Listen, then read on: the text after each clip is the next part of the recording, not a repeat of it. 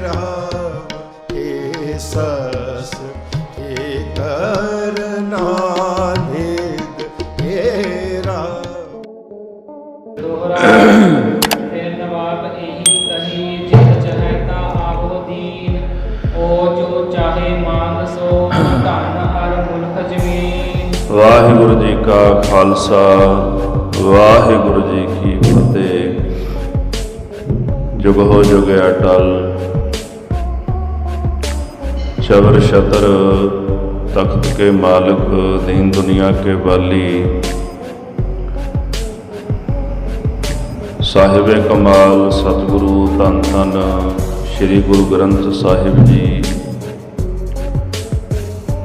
गरीब नवाज सच्चे पातशाह जी दे मुबारक चरणा कमलों पास गुरु का लड़ीवार इतिहास श्रवण करने वास्ते हाजरियां भर रही गुरु स्वरूप गुरु खालसा सत संगत आप जी सरबत गुरसिख संगतां बड़भागी हो बंदा योग हो नेता प्रत जुड़ करके हालसे पंथ दे पावन पवित्र मान मते अजीम इतिहास नूं सरवण कर रहे हो। कल दे प्रकरण जो आप जी ने सरवण कीते हन, भाई तारू सिंह जी नूं गिरफ्तार किया गया लाहौर विखे अनेकों प्रकार के तसीहे दे करके कैद खाने विच रखिया गया।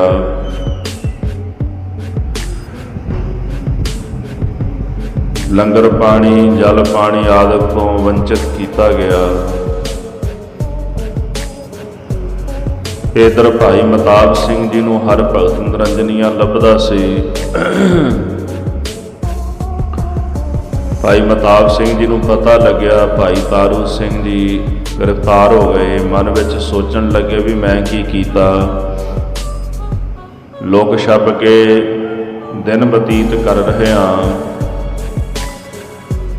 दूसरे पासे भाई तारू सिंह शहादत देन लगे ने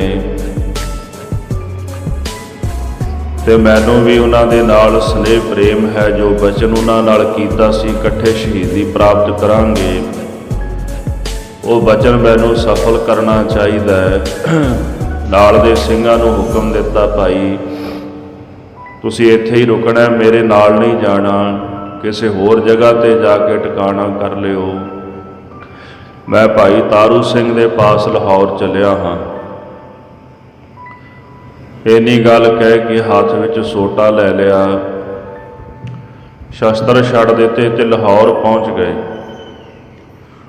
हर भगत निरंजनिया उन्होंने जिथे वह लभदा सी जाके भाई महताब सिंह नूं उत्थे जा पहुँचे। उन्होंने पछाण लिया, नरड़ के गड्डे उपर उन्होंने बन दिता। पहला मीरांकोट लै गए पिंड विच, पिंड वालियां नूं कहंदे पछाणिया महताब सिंह है।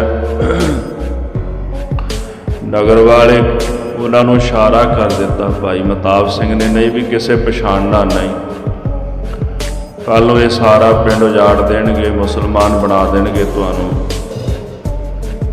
इस तरह लाहौर विखे लिजाया गया। भाई तारू सिंह जी नूं विखा के महताब सिंह नूं चरखड़ी ते चाड़ के शहीद कर दिता गया। इधर भाई तारू सिंह जी नूं सभा दे विच बुला करके नवाब जिहड़ा जकरिया खान सी उस दे सन्मुख जदों भाई साहब गए अकाल अकाल कह के उन्होंने उचारिया ते नाल कहा जकरिया खान मैं तेरा की बिगाड़िया, खेती करदे हाँ पहला तुहाडा टैक्स भरदे हाँ, फिर आप लंगर छकदे हाँ ते कूणा पेट रखदे हाँ, भाव के रज के नहीं खांदे। जो बच जाता है वो सारा कुछ लिजा के लोड़वंदां नूं देने आ, तेरे पल्लियों तो नहीं ना कुछ जा रहे आ। ये बचन जदों सुने नवाब पहला क्रोध नाल भरिया सी, गुस्से नाल भरिया सी। गुस्से दे विच आके कहण लगा जे भला चाहुंदा ते मुसलमान बन,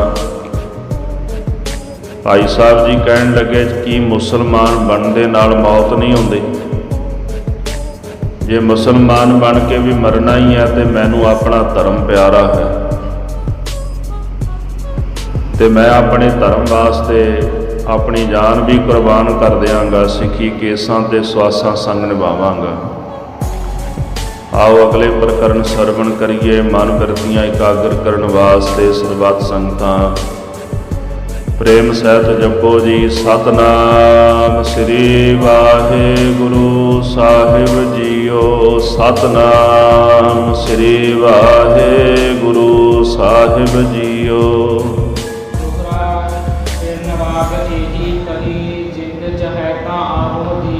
ਭਾਈ ਤਾਰੂ ਸਿੰਘ ਜੀ ਨੇ ਜਦੋਂ ਇਹ ਬਚਨ ਕੀਤਾ ਕਿ ਮੈਂ ਆਪਣੀ ਸਿੱਖੀ ਕੇਸਾਂ ਸਵਾਸਾਂ ਸੰਗ ਨਿਭਾਵਾਂਗਾ, ਜ਼ਕਰੀਆ ਖਾਨ ਨੇ ਨਵਾਬ ਨੇ ਬਚਨ ਸੁਣੇ ਤੇ ਆਖਿਆ, ਤਾਰੂ ਸਿੰਘ ਮੈਂ ਹਲੇ ਵੀ ਕਹਿਣਾ, ਜੇ ਤੈਨੂੰ ਆਪਣੀ ਜਿੰਦ ਪਿਆਰੀ ਹੈ, ਜੇ ਤੂੰ ਆਪਣੀ ਜ਼ਿੰਦਗੀ ਨੂੰ ਬਚਾਉਣਾ ਚਾਹੁੰਦਾ, 4 ਦਿਨ ਦੁਨੀਆ ਵਿੱਚ ਜਿਉਣਾ ਚਾਹੁੰਦਾ ਤੇ ਮੇਰੀ ਗੱਲ ਮੰਨ। ਇਸਲਾਮ ਧਰਮ ਜਿਹੜਾ ਹੈ ਕਬੂਲ ਕਰ ਲੈ, ਦੀਨ ਵਿੱਚ ਆ ਜਾ, ਮੈਂ ਤੈਨੂੰ ਬਖਸ਼ ਦਿਆਂਗਾ, ਤੈਨੂੰ ਛੱਡ ਦਿਆਂਗਾ। ਤੂੰ 4 ਦਿਨ ਜ਼ਿੰਦਗੀ ਜਿਹੜੀ ਸੰਸਾਰ ਵਿੱਚ ਜੀ ਲਏਗਾ।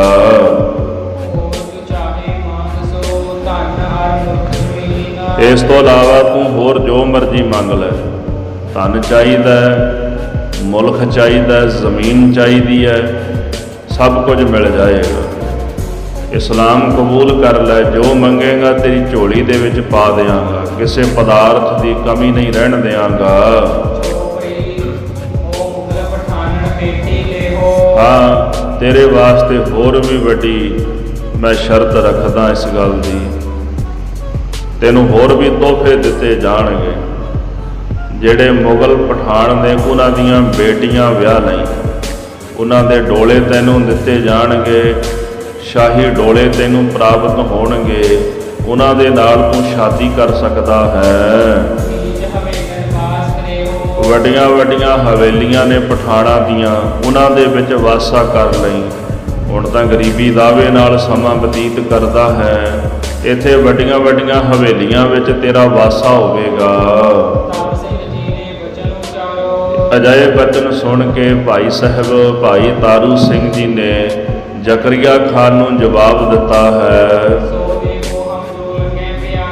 ਆਖਣ ਲੱਗੇ, ਜ਼ਕਰੀਆ ਖਾਨ ਜੀ ਇੰਨਾ ਹੀ ਖੁਸ਼ ਹੈ ਮੇਰੇ ਤੇ ਵੀ ਮੈਨੂੰ ਜ਼ਮੀਨ ਮੰਗਣ ਵਾਸਤੇ ਕਹਿੰਦਾ, ਧਨ ਮੁਲਕ ਦੇਸ਼ ਮੰਗਣ ਵਾਸਤੇ ਕਹਿ ਰਿਹਾ ਹੈ, ਇੱਥੋਂ ਤਾਈਂ ਕਿ ਡੋਲੇ ਵੀ ਦੇਣਾ ਚਾਹੁੰਦਾ, ਤੇ ਜੇਕਰ ਤੂੰ ਕੁਝ ਦੇਣਾ ਹੀ ਚਾਹੁੰਦਾ ਤੇ ਮੈਨੂੰ ਉਹ ਚੀਜ਼ ਦੇ ਜਿਹੜੀ ਮੈਨੂੰ ਸਭ ਤੋਂ ਚੰਗੀ ਲੱਗਦੀ ਹੈ, ਜਿਹੜੀ ਮੈਨੂੰ ਸਭ ਤੋਂ ਪਿਆਰੀ ਹੈ, ਉਹ ਵਸਤੂ ਮੈਨੂੰ ਦੇ ਦੇ। ਮੈਂ ਉਹੀ ਵਸਤੂ ਤੇਰੇ ਕੋਲੋਂ ਮੰਗਾਂਗਾ ਜਿਹੜੀ ਮੈਨੂੰ ਵੀ ਸਭ ਤੋਂ ਜ਼ਿਆਦਾ ਚੰਗੀ ਲੱਗਦੀ ਹੈ।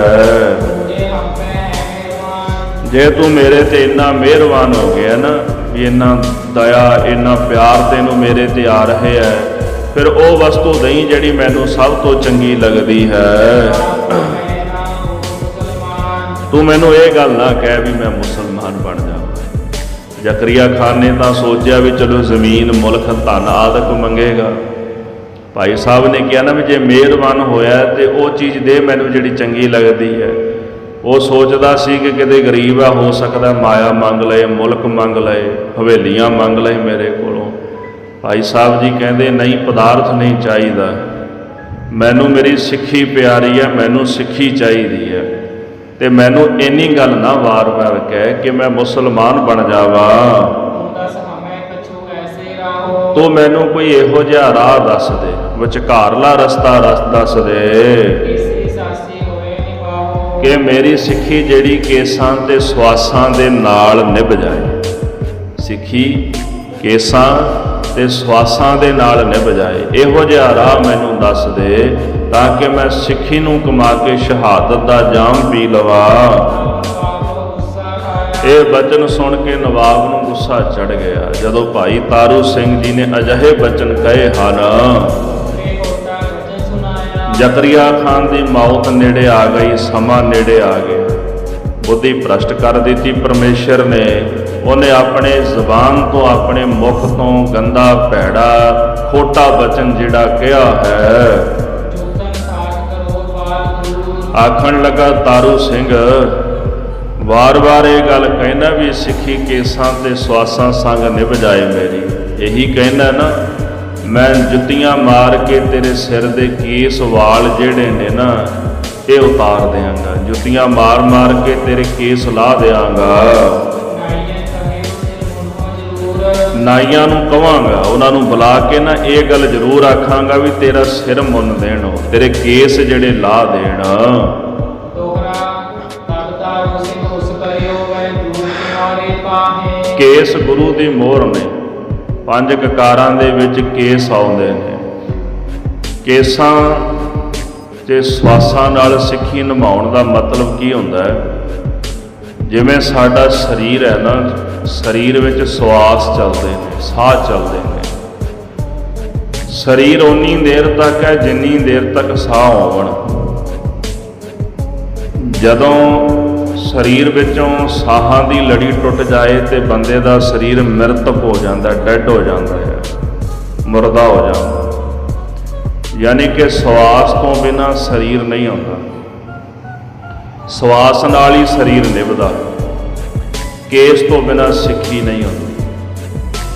ਸਰੀਰ ਦਾ ਇੱਕ ਪਾਰਟ ਨਾ ਹੋਵੇ, ਕਿਸੇ ਦੀ ਇੱਕ ਅੱਖ ਨਾ ਹੋਵੇ ਤਾਂ ਵੀ ਚੱਲ ਜਾਂਦਾ ਹੈ, ਕਿਸੇ ਦੀ ਇੱਕ ਕਿਡਨੀ ਨਾ ਹੋਵੇ ਤਾਂ ਵੀ ਚੱਲ ਜਾਂਦਾ ਹੈ, ਪਿੱਤੇ ਨਿਕਲ ਜਾਂਦੇ ਨੇ, ਇੱਕ ਗੁਰਦਾ ਫੇਲ ਹੋਵੇ ਦੂਜੇ ਨਾਲ ਕੰਮ ਚੱਲ ਜਾਂਦਾ ਹੈ, ਕੁਝ ਨਾੜੀਆਂ ਬਲੋਕ ਹੋ ਜਾਣ ਕਈਆਂ ਦੇ ਨਾਲ ਕੰਮ ਚੱਲ ਜਾਂਦਾ ਹੈ, ਸਰਜਰੀ ਹੋ ਜਾਂਦੀ ਹੈ, ਇੱਕ ਹੱਥ ਨਾ ਹੋਵੇ ਇੱਕ ਪੈਰ ਨਾ ਹੋਵੇ ਤਾਂ ਵੀ ਕੰਮ ਚੱਲ ਜਾਂਦਾ ਹੈ।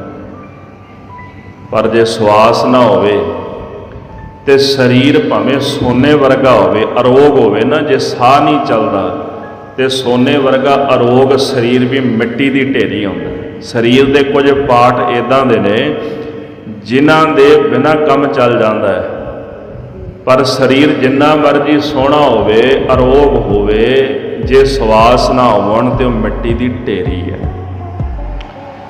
ਮਨੁੱਖ ਜਿਹੜਾ ਹੈ, ਜੇ ਉਹਨੇ ਅੰਮ੍ਰਿਤ ਪਾਨ ਕੀਤਾ, ਜੇ ਉਹਦੇ ਕੇਸ ਨਹੀਂ ਨਾ, ਜੇ ਉਹਨੇ ਕੇਸ ਸਲਾਮਤ ਨਹੀਂ ਰੱਖੇ ਤੇ ਕੇਸਾਂ ਤੋਂ ਬਿਨਾਂ ਸਿੱਖੀ ਨਹੀਂ ਹੁੰਦੀ, ਜਿਵੇਂ ਸਵਾਸ ਤੋਂ ਬਿਨਾਂ ਸਰੀਰ ਨਹੀਂ ਹੁੰਦਾ। ਤਾਂ ਹੀ ਆਪਾਂ ਅਰਦਾਸ ਕਰਦੇ ਹਾਂ ਜਿਨ੍ਹਾਂ ਨੇ ਸਿੱਖੀ ਨੂੰ ਕੇਸਾਂ ਸਵਾਸਾਂ ਸੰਗ ਨਿਭਾਇਆ। ਜਿੰਨੀ ਦੇਰ ਤੱਕ ਸਵਾਸ ਰਹੇ ਉਹਨਾਂ ਨੇ ਸਿੱਖੀ ਨੂੰ ਕੇਸਾਂ ਦੇ ਨਾਲ ਨਿਭਾਇਆ।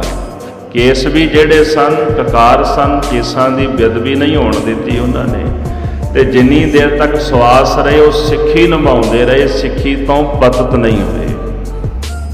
ਤੇ ਅਜਿਹੇ ਗੁਰਸਿੱਖਾਂ ਦੀ ਕਮਾਈ ਦਾ ਜਿਹੜਾ ਧਿਆਨ ਧਰ ਕੇ ਆਪਾਂ ਸਾਰੇ ਜਾਣੇ ਵਾਹਿਗੁਰੂ ਸ਼ਬਦ ਕਹਿੰਦੇ ਹਾਂ ਅਰਦਾਸ ਵਿੱਚ, ਉਹਨਾਂ ਸ਼ਹੀਦ ਸਿੰਘਾਂ ਨੂੰ ਯਾਦ ਕਰਦੇ ਹਾਂ। ਅੱਜ ਦੀ ਨੌਜਵਾਨੀ ਭਟਕ ਗਈ ਸਾਡੀ, ਭਾਵੇਂ ਸਾਡੇ ਨੌਜਵਾਨ ਨੇ, ਭਾਵੇਂ ਬੀਬੀਆਂ ਨੇ, ਅੱਜ ਦੀਆਂ ਲੜਕੀਆਂ ਨੇ, ਉਹ ਕੇਸਾਂ ਦੀ ਬੇਅਦਬੀ ਸਭ ਤੋਂ ਪਹਿਲਾਂ ਕਰਦੀਆਂ ਨੇ। ਅੱਜ ਦਾ ਯੁੱਗ ਫੈਸ਼ਨ ਦਾ ਦੌਰ ਇਤਨਾ ਕੁ ਪ੍ਰਭਾਵਿਤ ਸਾਡੇ 'ਤੇ ਹੋ ਗਿਆ ਕਿ ਅਸੀਂ ਕੇਸਾਂ ਦੀ ਬੇਅਦਬੀ ਕਰਨ ਵੇਲੇ ਸੋਚਦੇ ਹੀ ਨਹੀਂ। ਮੇਰੇ ਪਾਤਸ਼ਾਹ ਦਾ ਹੁਕਮ ਸੀ, ਨਾ ਕੇਸ ਦੀ ਬੇਅਦਬੀ ਕਰਨੀ ਸਿੱਖ ਨੇ, ਨਾ ਰੋਮ ਦੀ ਬੇਅਦਬੀ ਕਰਨੀ। ਇਹ ਬਚਨ ਕੇਵਲ ਮਹਾਰਾਜ 10ਵੇਂ ਪਾਤਸ਼ਾਹ ਨੇ ਮਰਿਆਦਾ ਵਿੱਚ ਸਾਨੂੰ ਨਹੀਂ ਦੱਸੇ, ਬਲਕਿ ਗੁਰੂ ਨਾਨਕ ਸਾਹਿਬ ਜੀ ਪਾਤਸ਼ਾਹ ਦੇ ਪਾਸ ਜਦੋਂ ਭਾਈ ਮਰਦਾਨਾ ਜੀ ਆਏ, ਗੁਰੂ ਸਾਹਿਬ ਜੀ ਨੇ ਭਾਈ ਮਰਦਾਨਾ ਜੀ ਨੂੰ ਆਖਿਆ, ਮਰਦਾਨਿਆ ਕੇਸ ਕਤਲ ਨਹੀਂ ਕਰਨੇ, ਕੇਸਾਂ ਦੀ ਬੇਅਦਬੀ ਨਹੀਂ ਕਰਨੀ। ਇਤਿਹਾਸ ਵਿੱਚ ਬਹੁਤ ਥਾਈਂ ਸਤਿਗੁਰੂ ਸਾਹਿਬ ਜੀ ਦੇ ਜੀਵਨ ਕਾਲ ਵਿੱਚ ਵਾਰ-ਵਾਰ ਪ੍ਰਕਰਣ ਆਉਂਦਾ ਹੈ ਕਿ ਸਿੱਖੋ ਕੇਸਾਂ ਦੀ ਬੇਅਦਬੀ ਨਹੀਂ ਕਰਨੀ। ਇਸ ਕਰਕੇ ਮਹਾਰਾਜ ਕਲਗੀਧਰ ਜੀ ਨੇ ਪ੍ਰਪੱਕ ਮਰਿਆਦਾ ਬਣਾ ਦਿੱਤੀ ਕਿ ਸਿੱਖ ਜਿਹੜੇ ਉਹ ਕੇਸ ਰੱਖਣਗੇ, ਕੇਸ ਗੁਰੂ ਦੀ ਮੋਹਰ ਹੋਵੇਗੀ। 5 ਕਕਾਰਾਂ ਵਿੱਚ ਕੇਸ ਕਕਾਰ ਮੰਨੇ ਜਾਂਦੇ ਨੇ। ਇਸ ਕਰਕੇ ਕੋਈ ਵੀ ਸਿੱਖ ਕੇਸਾਂ ਦੀ ਬੇਅਦਬੀ ਨਾ ਕਰੇ, ਤੇ ਜੋ ਕੇਸਾਂ ਦੀ ਬੇਅਦਬੀ ਕਰਦਾ ਗੁਰੂ ਮਹਾਰਾਜ ਦਾ ਸਿੱਖ ਨਹੀਂ, ਉਹਨੂੰ ਪਤਤ ਸਿੱਖ ਕਹਿੰਦੇ ਨੇ, ਜਿਹੜਾ ਕੇਸ ਦੀ ਬੇਅਦਬੀ ਕਰ ਦਿੰਦਾ ਹੈ।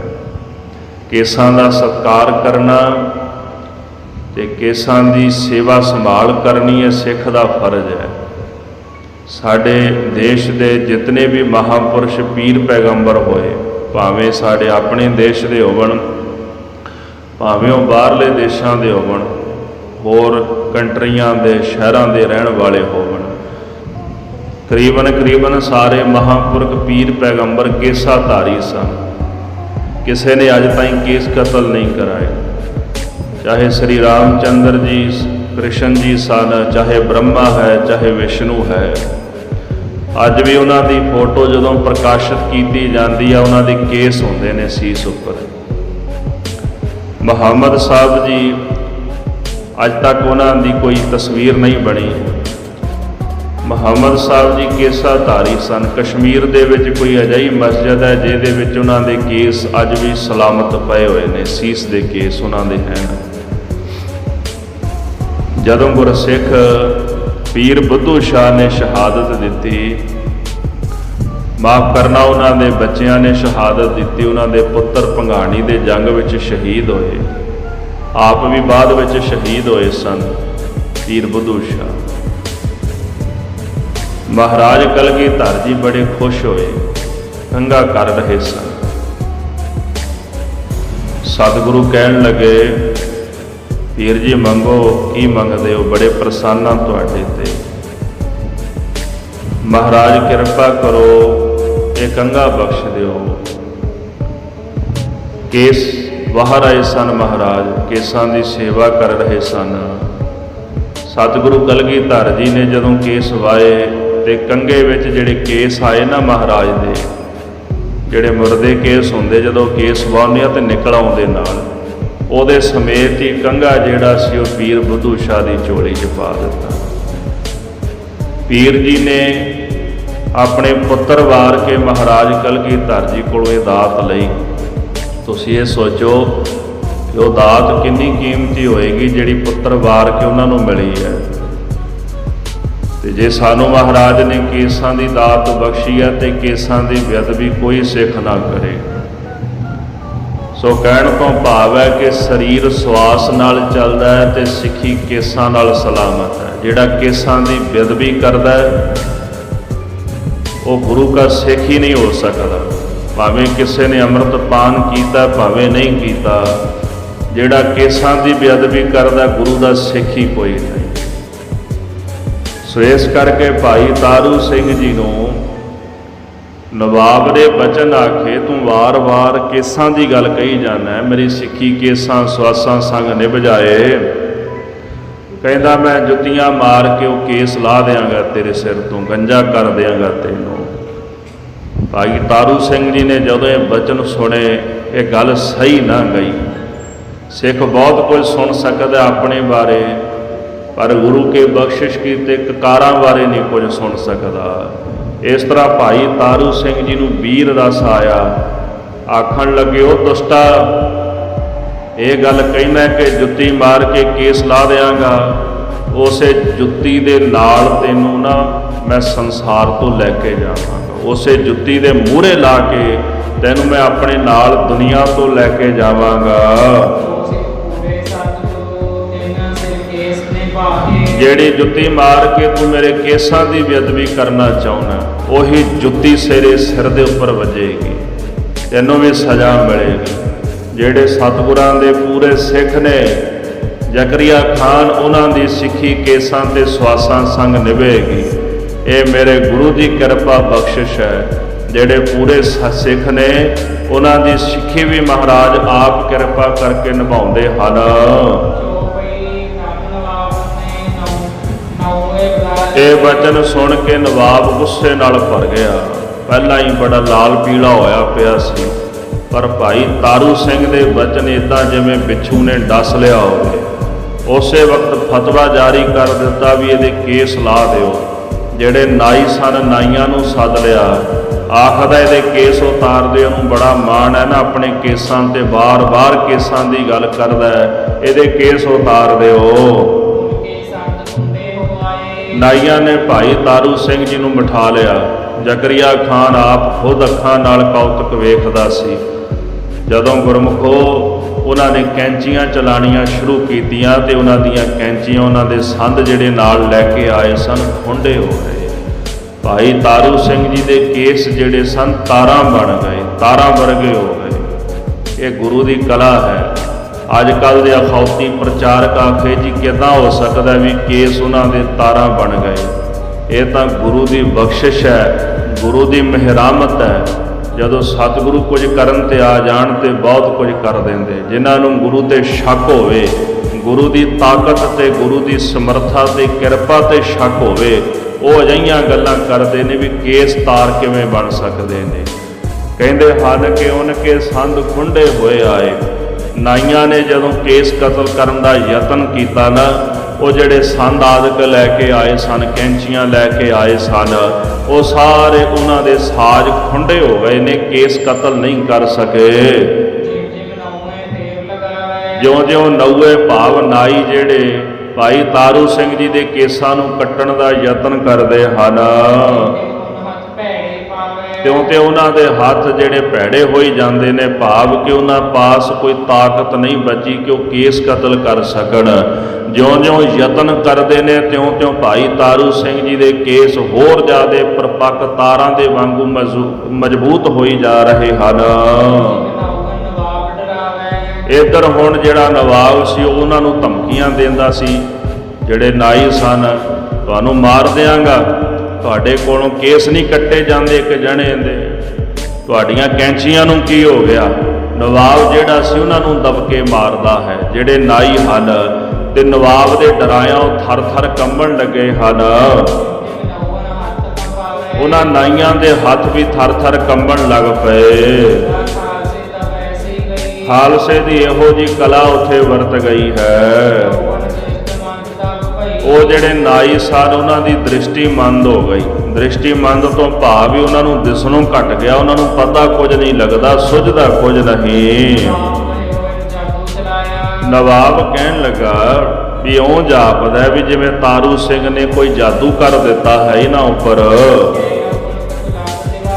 ਤੇ ਇਹ ਜਿਹੜੇ ਨਊਏ ਹਨ ਭਾਵ ਨਾਈ ਨੇ, ਇਹਨਾਂ ਦੀਆਂ ਕੈਂਚੀਆਂ ਕੰਮ ਨਹੀਂ ਕਰ ਰਹੀਆਂ, ਇਹਨਾਂ ਨੂੰ ਨਜ਼ਰ ਹੀ ਕੁਝ ਨਹੀਂ ਆ ਰਿਹਾ, ਇਹਨਾਂ ਦੇ ਸਾਜ਼ ਖੁੰਡੇ ਹੋ ਗਏ।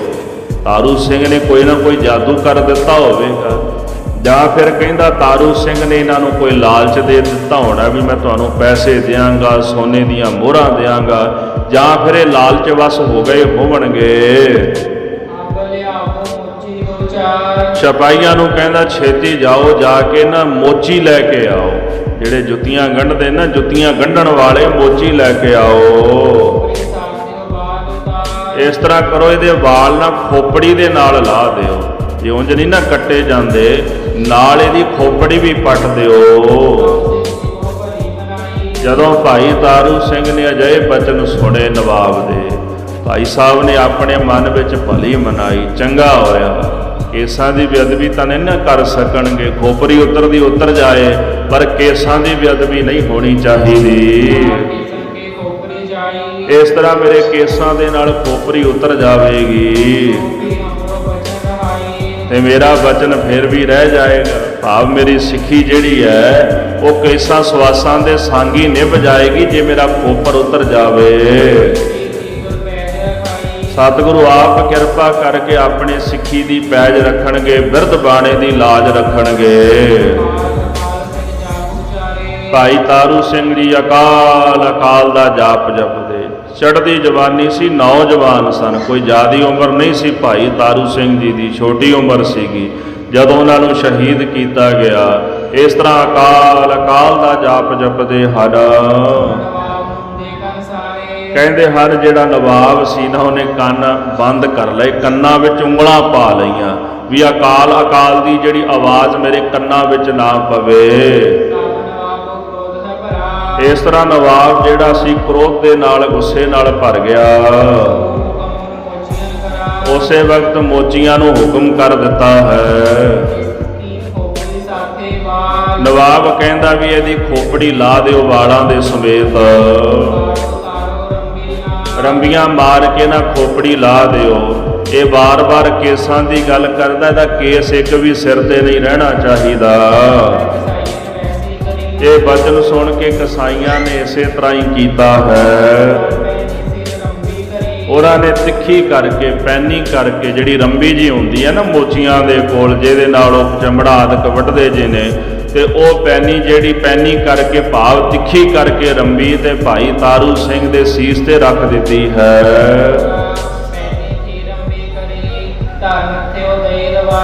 ਇਸ ਤਰ੍ਹਾਂ ਭਾਈ ਤਾਰੂ ਸਿੰਘ ਜੀ ਦੇ ਪਾਸ ਆਏ ਉਹ ਮੋਚੀ ਜਿਹੜੇ ਸਨ, ਕਸਾਈ ਬਣ ਗਏ।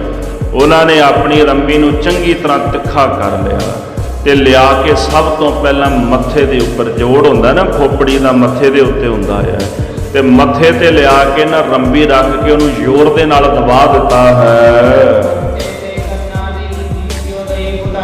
ਇਸ ਤਰ੍ਹਾਂ ਉਹਨਾਂ ਨੇ ਉੱਪਰ ਹਥੌੜਾ ਜਿਹਾ ਹੁੰਦਾ, ਹਥੌੜਾ ਮਾਰਿਆ, ਇੱਦਾਂ ਖੋਪਰ ਜਿਹੜਾ ਸੀ ਮੂਹਰਿਓਂ ਖੋਲ ਦਿੱਤਾ, ਫਿਰ ਸੱਜੇ ਕੰਨ ਨੂੰ ਖੋਲਿਆ, ਫਿਰ ਖੱਬੇ ਕੰਨ ਨੂੰ ਖੋਪੜੀ ਜਿਹੜੀ ਸੀ ਉਹ ਰੰਬੀ ਨਾਲ ਪੁੱਟ ਦਿੱਤੀ, ਤੇ ਉਸ ਤੋਂ ਬਾਅਦ ਫਿਰ ਇੱਦਾਂ ਦੋਨੇ ਪਾਸੇ ਘੁਮਾਉਂਦੇ ਹੋਏ ਰੰਬੀ ਤੇ ਗਿੱਚੀ ਵਾਲੇ ਪਾਸੇ ਚਲੇ ਗਏ, ਤੇ ਗਿੱਚੀ ਵਾਲੇ ਪਾਸੇ ਜਾ ਕੇ ਤੇ ਇਸ ਤਰ੍ਹਾਂ ਭਾਈ ਤਾਰੂ ਸਿੰਘ ਦੀ ਖੋਪੜੀ ਜਿਹੜੀ ਸੀ ਉਹਨਾਂ ਨੇ ਸਣੇ ਕੇਸਾਂ ਸੀਸ ਤੋਂ ਪੁੱਟ ਦਿੱਤੀ ਹੈ। ਸਤਿ ਸ੍ਰੀ ਅਕਾਲ। ਸਾਧ ਸੰਗਤ ਜੀ, ਭਾਈ ਤਾਰੂ ਸਿੰਘ ਜੀ ਦੀ ਖੋਪੜੀ ਲਾ ਦਿੱਤੀ ਉਹਨਾਂ ਨੇ। ਇਹੋ ਜਿਹਾ ਕੋਈ ਇਹੋ ਜਿਹਾ ਗੁਰਸਿੱਖ ਖੋਪੜੀ ਲਹਾ ਲਏ, ਪਰ ਇਹ ਆਖੇ ਵੀ ਕੇਸਾਂ ਦੀ ਬੇਅਦਬੀ ਨਾ ਹੋਵੇ ਮੇਰੀ। ਇੱਦਾਂ ਦੇ ਗੁਰਸਿੱਖ ਸੰਸਾਰ ਵਿੱਚ ਜਗ ਮਹਿ ਉਤਮ ਕਾਢੀਆ ਹੈ, ਵਿਰਲੇ ਕੇ ਵਿਰਲੇ ਹੀ ਹੁੰਦੇ ਨੇ ਸੰਸਾਰ ਵਿੱਚ। ਤੇ ਭਾਈ ਤਾਰੂ ਸਿੰਘ ਜੀ ਨੇ ਖੋਪੜੀ ਲਹਾ ਲਈ, ਪਰ ਉਹਨਾਂ ਨੇ ਸਿੱਖੀ ਨੂੰ ਕਲੰਕਤ ਨਹੀਂ ਹੋਣ ਦਿੱਤਾ। ਦਾਸ ਨੇ ਪਹਿਲਾਂ ਬੇਨਤੀ ਕੀਤੀ, ਭਾਵੇਂ ਅੱਜ ਕਿਸੇ ਨੇ ਅੰਮ੍ਰਿਤ ਛਕਿਆ ਚਾਹੇ ਨਹੀਂ ਛਕਿਆ, ਸਾਡੀ ਨੌਜਵਾਨੀ ਕੇਸਾਂ ਦਾ ਕਤਲ ਕਰਨ ਤੋਂ ਗੁਰੇਜ਼ ਨਹੀਂ ਕਰਦੀ।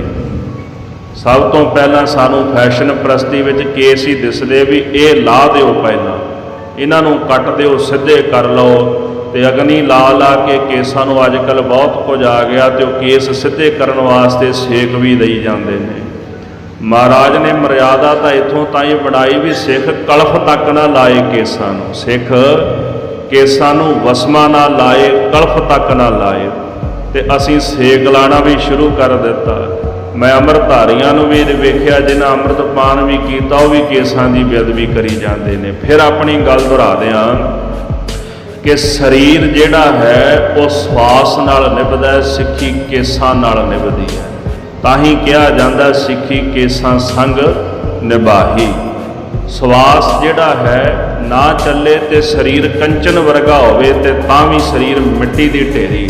ਤੁਹਾਡਾ ਇੱਕ ਗੁਰਦਾ ਫੇਲ ਹੋ ਜਾਏ, ਇੱਕ ਕਿਡਨੀ ਫੇਲ ਹੋ ਜਾਏ, ਸਰੀਰ ਕੰਮ ਕਰਦਾ ਹੈ। ਸਰੀਰ ਦਾ ਇੱਕ ਹਿੱਸਾ ਮਰ ਜਾਏ, ਇੱਕ ਚੱਲਦਾ ਸਰੀਰ ਤਾਂ ਵੀ ਚੱਲਦਾ ਹੈ, ਪਰ ਜੇ ਸਵਾਸ ਨਾ ਹੋਣ ਤੇ ਵੱਡਾ ਤਗੜਾ ਸਰੀਰ ਵੀ ਮਿੱਟੀ ਦੀ ਢੇਰੀ ਹੋ ਜਾਂਦਾ ਹੈ। ਜੇ ਤੁਹਾਡੇ ਪਾਸ 5 ਕਕਾਰ ਨਹੀਂ, ਜੇ 5 ਵਿੱਚੋਂ ਇੱਕ ਵੀ ਕਕਾਰ ਦੀ ਬੇਅਦਬੀ ਕਰੀਏ, ਜੇ ਕੇਸਾਂ ਦੀ ਖਾਸ ਕਰਕੇ ਬੇਅਦਬੀ ਕਰੀਏ ਤੇ ਬੱਜਰ ਕਰੈਤ ਮੰਨੀ ਜਾਂਦੀ ਹੈ। ਤੇ ਔਰ ਇਹ ਜਿਹੜੀ ਕੇਸਾਂ ਦੀ ਬੇਅਦਬੀ ਹੈ, ਜਿਹੜਾ ਮਨੁੱਖ ਕੇਸਾਂ ਦੀ ਬੇਅਦਬੀ ਕਰਦਾ ਉਹਨੂੰ ਪਤਤ ਸਿੱਖ ਕਿਹਾ ਜਾਂਦਾ, ਉਹ ਪਤਤ ਸਿੱਖ ਮੰਨਿਆ ਜਾਂਦਾ ਹੈ। ਭਾਈ ਸਾਹਿਬ ਭਾਈ ਤਾਰੂ ਸਿੰਘ ਜੀ ਨੇ ਖੋਪਰ ਲੁਹਾ ਲਿਆ, ਉਹਨਾਂ ਨੇ ਭਲੀ ਮਨਾਈ ਕਿ ਚੰਗਾ ਹੋਇਆ ਖੋਪਰ ਉਤਰ ਗਿਆ, ਮੇਰੇ ਕੇਸਾਂ ਦੀ ਬੇਅਦਬੀ ਨਹੀਂ ਹੋਈ। ਮਹਾਂਪੁਰਖ ਸੰਤ ਬਾਬਾ ਕਰਤਾਰ ਸਿੰਘ ਜੀ ਭਿੰਡਰਾਂ ਵਾਲੇ, ਤੇ ਉਹਨਾਂ ਦਾ ਐਕਸੀਡੈਂਟ ਹੋ ਗਿਆ, ਹਸਪੀਟਲ ਗਏ, ਡਾਕਟਰ ਕਹਿੰਦੇ ਜੀ ਆਪਰੇਸ਼ਨ ਕਰਨਾ ਹੈ। ਮਹਾਂਪੁਰਖ ਕਹਿੰਦੇ ਨਹੀਂ ਭਾਈ, ਮੇਰੇ ਕੇਸ ਕਤਲ ਕਰੋਗੇ। ਆਪਰੇਸ਼ਨ ਜਦੋਂ ਕਰਦਾ ਨਾ ਡਾਕਟਰ ਉਸ ਤਰ੍ਹਾਂ ਜਿਹਾ ਫੇਰ ਦਿੰਦਾ ਹੈ। ਮਹਾਂਪੁਰਖ ਕਹਿਣ ਲੱਗੇ ਨਹੀਂ, ਜੇ ਮੇਰਾ ਸਮਾਂ ਆ ਗਿਆ ਹੈ, ਗੁਰੂ ਦਾ ਹੁਕਮ ਹੈ, ਤੇ ਕੋਈ ਗੱਲ ਨਹੀਂ, ਮੈਨੂੰ ਮਨਜ਼ੂਰ ਹੈ, ਪਰ ਮੈਂ ਕੇਸਾਂ ਦੀ ਬੇਅਦਬੀ ਨਹੀਂ ਹੋਣ ਦੇਣੀ। ਇਹੋ ਜਿਹੀਆਂ ਬੰਦਗੀ ਵਾਲੀਆਂ ਰੂਹਾਂ ਸੰਸਾਰ ਵਿੱਚ ਹਨ ਜਿਨ੍ਹਾਂ ਨੇ ਆਪਣੇ ਕੇਸਾਂ ਦੀ ਬੇਅਦਬੀ ਤੱਕ ਨਹੀਂ ਹੋਣ ਦਿੱਤੀ। ਇਸ ਪ੍ਰਕਾਰ ਗੁਰਮੁਖ ਪਿਆਰਿਓ, ਭਾਈ ਸਾਹਿਬ ਭਾਈ ਤਾਰੂ ਸਿੰਘ ਜੀ ਦੀ ਖੋਪਰੀ ਜਿਹੜੀ ਹੈ, ਮੱਥੇ ਤੇ ਰੰਬੀ ਉਹਨਾਂ ਨੇ ਰੱਖੀ। ਪਹਿਲਾਂ ਕੰਨ ਤਾਈਂ ਇੱਕ ਪਾਸਿਓਂ ਉਹਨਾਂ ਨੇ ਖੋਪੜੀ ਲਾਈ, ਫਿਰ ਦੂਜਿਓਂ ਪਾਸਿਓਂ ਲਾਈ ਰੰਬੀ ਮਾਰ ਕੇ, ਤੇ ਗਿੱਚਿਓਂ ਤਾਈਂ ਜਾ ਕੇ ਤੇ ਉਹਨਾਂ ਨੇ ਖੋਪਰ ਜਿਹੜਾ ਭਾਈ ਤਾਰੂ ਸਿੰਘ ਦਾ ਪੁੱਟ ਦਿੱਤਾ ਹੈ। ਸਾਧ ਸੰਗਤ ਉਹ ਗੁਰਮੁਖ ਧਨ ਹਨ ਜਿਹੜੇ ਕਹਿਣੀ ਤੇ ਕਥਨੀ ਦੇ ਪੂਰੇ, ਜਿਨ੍ਹਾਂ ਨੇ ਆਖਿਆ ਸੀ ਕਿ ਸਿੱਖੀ ਨੂੰ ਕੇਸਾਂ ਸਵਾਸਾਂ ਸੰਗ ਨਿਭਾਵਾਂਗਾ, ਤੇ ਭਾਈ ਤਾਰੂ ਸਿੰਘ ਜੀ ਨੇ ਇਸ ਤਰ੍ਹਾਂ ਸਿੱਖੀ ਨੂੰ ਕੇਸਾਂ ਸਵਾਸਾਂ ਸੰਗ ਨਿਭਾਇਆ ਹੈ। ਘਰੋਂ ਦੇਖ ਲੋਕ ਬਹੁ ਭਰੇ, ਉਥੋਂ ਦੇ ਲੋਕ ਜਿਹੜੇ ਸਨ ਵੇਖ ਕੇ ਹੱਕੇ ਬੱਕੇ ਰਹਿ ਗਏ ਹਨ। ਸੋ ਸੁਨੈ ਸੋ ਹੈ ਕਰੇ। ਜਿਨ੍ਹਾਂ ਨੇ ਇਹ ਗੱਲ ਸੁਣੀ ਨਾ, ਕਨਸੋ ਸੁਣੀ, ਖਬਰ ਸੁਣੀ ਕਿ ਭਾਈ ਤਾਰੂ ਸਿੰਘ ਦਾ ਖੋਪਰ ਪੁੱਟ ਦਿੱਤਾ ਜ਼ਕਰੀਆ ਖਾਨ ਨੇ, ਤੇ ਲੋਕ ਹਾਹਾਕਾਰ ਕਰਦੇ ਹਨ। ਲੋਕ ਸਿਆਣੇ ਐਸੇ ਕਹੈ, ਸਿਆਣੇ ਲੋਕ ਇਸ ਤਰ੍ਹਾਂ ਦੇ ਬਚਨ ਕਹਿੰਦੇ ਹਨ ਬਾਦਸ਼ਾਹੀ ਇਨਕੀ ਨਾ ਰਹੈ। ਕਿ ਇਹਨਾਂ ਤੁਰਕਾਂ ਦੀ ਹੁਣ ਪਾਤਸ਼ਾਹੀ ਨਹੀਂ ਰਹਿਣੀ, ਇਹ ਗਰਕ ਹੋ ਗਏ ਹਨ। ਇਸ ਤਰ੍ਹਾਂ 1800 ਤੋਂ ਉੱਪਰ 2 ਸਾਲ, ਇਹਦਾ ਭਾਵ ਵੀ 1802 ਸੰਮਤ ਬਿਕਰਮੀ ਵਿੱਚ ਭਾਈ ਤਾਰੂ ਸਿੰਘ ਜੀ ਦਾ ਇਹ ਸਾਕਾ ਹੋਇਆ ਹੈ। ਇਸ ਸਮੇਂ ਦੌਰਾਨ ਹਲੇ ਭਾਈ ਸਵੇਗ ਸਿੰਘ ਜੀ ਹਨ, ਉਹਨਾਂ ਦੀ ਸ਼ਹਾਦਤ ਬਾਅਦ ਵਿੱਚ ਹੋਈ ਸੀ ਭਾਈ ਤਾਰੂ ਸਿੰਘ ਜੀ ਦੀ। ਉਹ ਬੰਦੀਖਾਨੇ ਦੇ ਵਿੱਚ ਕੈਦ ਸਨ ਭਾਈ ਰਤਨ ਸਿੰਘ ਜੀ ਦੇ ਮੁਤਾਬਕ। ਇਹਨਾਂ ਸਾਲਾਂ ਦੇ ਵਿੱਚ ਭਾਈ ਮਤਾਬ ਸਿੰਘ ਜੀ, ਇਸੇ ਸਾਲ ਦੇ ਵਿੱਚ ਭਾਈ ਸੁਖਾ ਸਿੰਘ ਜੀ, ਇਸੇ ਸਾਲ ਦੇ ਵਿੱਚ ਹੀ ਭਾਈ ਤਾਰੂ ਸਿੰਘ ਜੀ ਦੀ ਜਿਹੜੀ ਸ਼ਹਾਦਤ ਹੋਈ ਹੈ।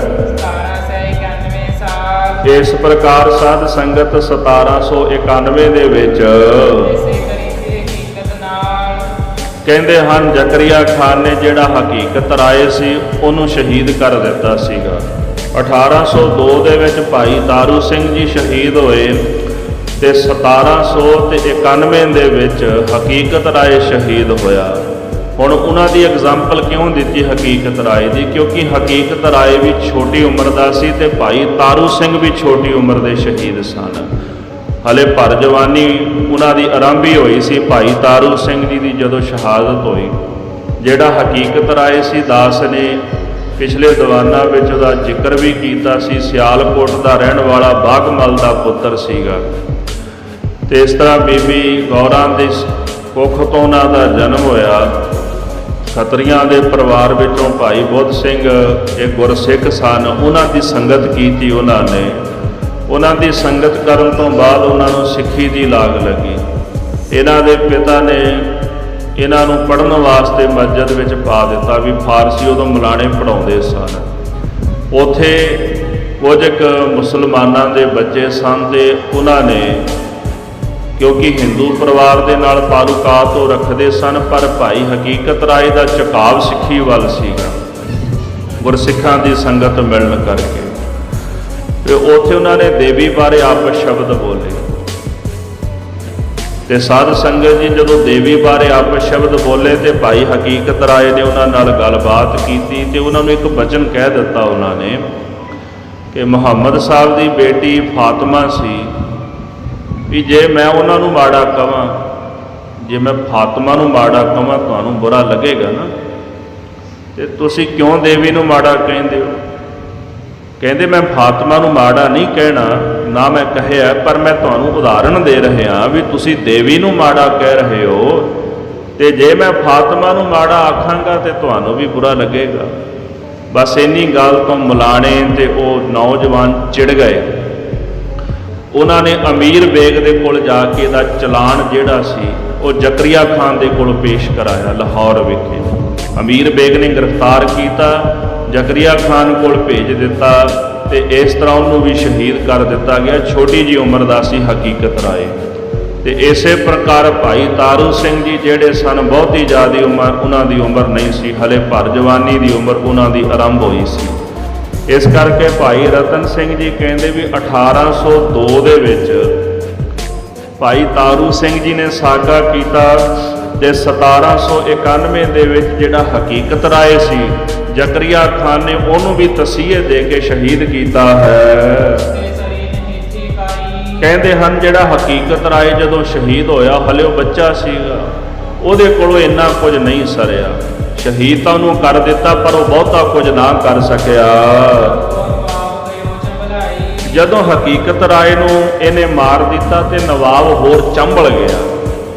ਜਦੋਂ ਜਿਉਂ-ਜਿਉਂ ਸਿੱਖਾਂ ਨੂੰ ਸ਼ਹੀਦ ਕਰਦਾ ਜਾਂਦਾ ਸੀ, ਉਹ ਚੰਬਲਦਾ ਜਾਂਦਾ ਸੀ ਜੀ ਮੇਰੇ ਤੋਂ ਵੱਡਾ ਬਲਵਾਨ ਤੇ ਤਾਕਤਵਰ ਕਿਹੜਾ ਹੈ। ਜੇ ਇੱਕ ਸਿੱਖ ਮਾਰਦਾ 4 ਸਿੱਖਾਂ ਨੂੰ ਹੋਰ ਮਾਰਨ ਦਾ ਉਤਸ਼ਾਹ ਉਹਦੇ ਅੰਦਰ ਪੈਦਾ ਹੁੰਦਾ ਸੀ। ਇਦਾਂ ਉਹ ਦਿਨ ਪ੍ਰਤੀ ਦਿਨ ਚੰਬਲਦਾ ਗਿਆ ਹੈ।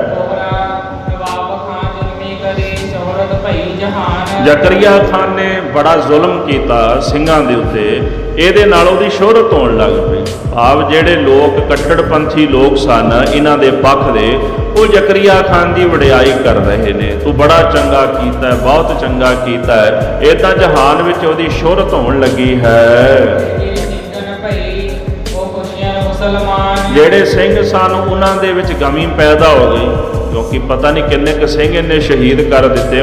ਪਿੱਛੇ ਉਦਾਹਰਨਾਂ ਦਿੱਤੀਆਂ ਸਨ ਕਿ ਇਹਨਾਂ ਨੇ ਸਿੰਘਾਂ ਦੇ ਸਿਰ ਵੱਢ ਕੇ ਨਾ ਵੱਡੀਆਂ ਵੱਡੀਆਂ ਟਾਰੀਆਂ ਬਣਾ ਦਿੱਤੀਆਂ ਸਨ ਲਾਹੌਰ ਦੇ ਵਿੱਚ। ਉਹ ਤਾਂ ਭਾਈ ਸੁਬੇਗ ਸਿੰਘ ਜੀ ਨੇ ਕੁਰਬਾਨੀ ਦਿੱਤੀ, ਉਹਨਾਂ ਨੇ ਉਹ ਸਾਰੀਆਂ ਜਿਹੜੀਆਂ ਇਹਨਾਂ ਨੇ ਸਿੰਘਾਂ ਦੀਆਂ ਵੱਡੀਆਂ ਵੱਡੀਆਂ ਅਟਾਰੀਆਂ ਬਣਾਈਆਂ ਨਾ, ਸੀਸ ਦੀਆਂ ਕੰਧਾਂ ਬਣਾ ਦਿੱਤੀਆਂ, ਤੇ ਉਹ ਜਿਹੜੇ ਸੀਸ ਉਹਨਾਂ ਨੇ ਉੱਥੋਂ ਢਵਾ ਕੇ ਤੇ ਉਹਨਾਂ ਦੇ ਸੰਸਕਾਰ ਕਰਾਏ। ਚਰਖੜੀਆਂ ਪਟਾਈਆਂ ਭਾਈ ਸੁਬੇਗ ਸਿੰਘ ਹਰਾਂ ਨੇ, ਤੇ ਉਹਨਾਂ ਦੀ ਇਹ ਵੱਡੀ ਕੁਰਬਾਨੀ ਭਾਈ ਸੁਬੇਗ ਸਿੰਘ ਹਰਾਂ ਦੀ।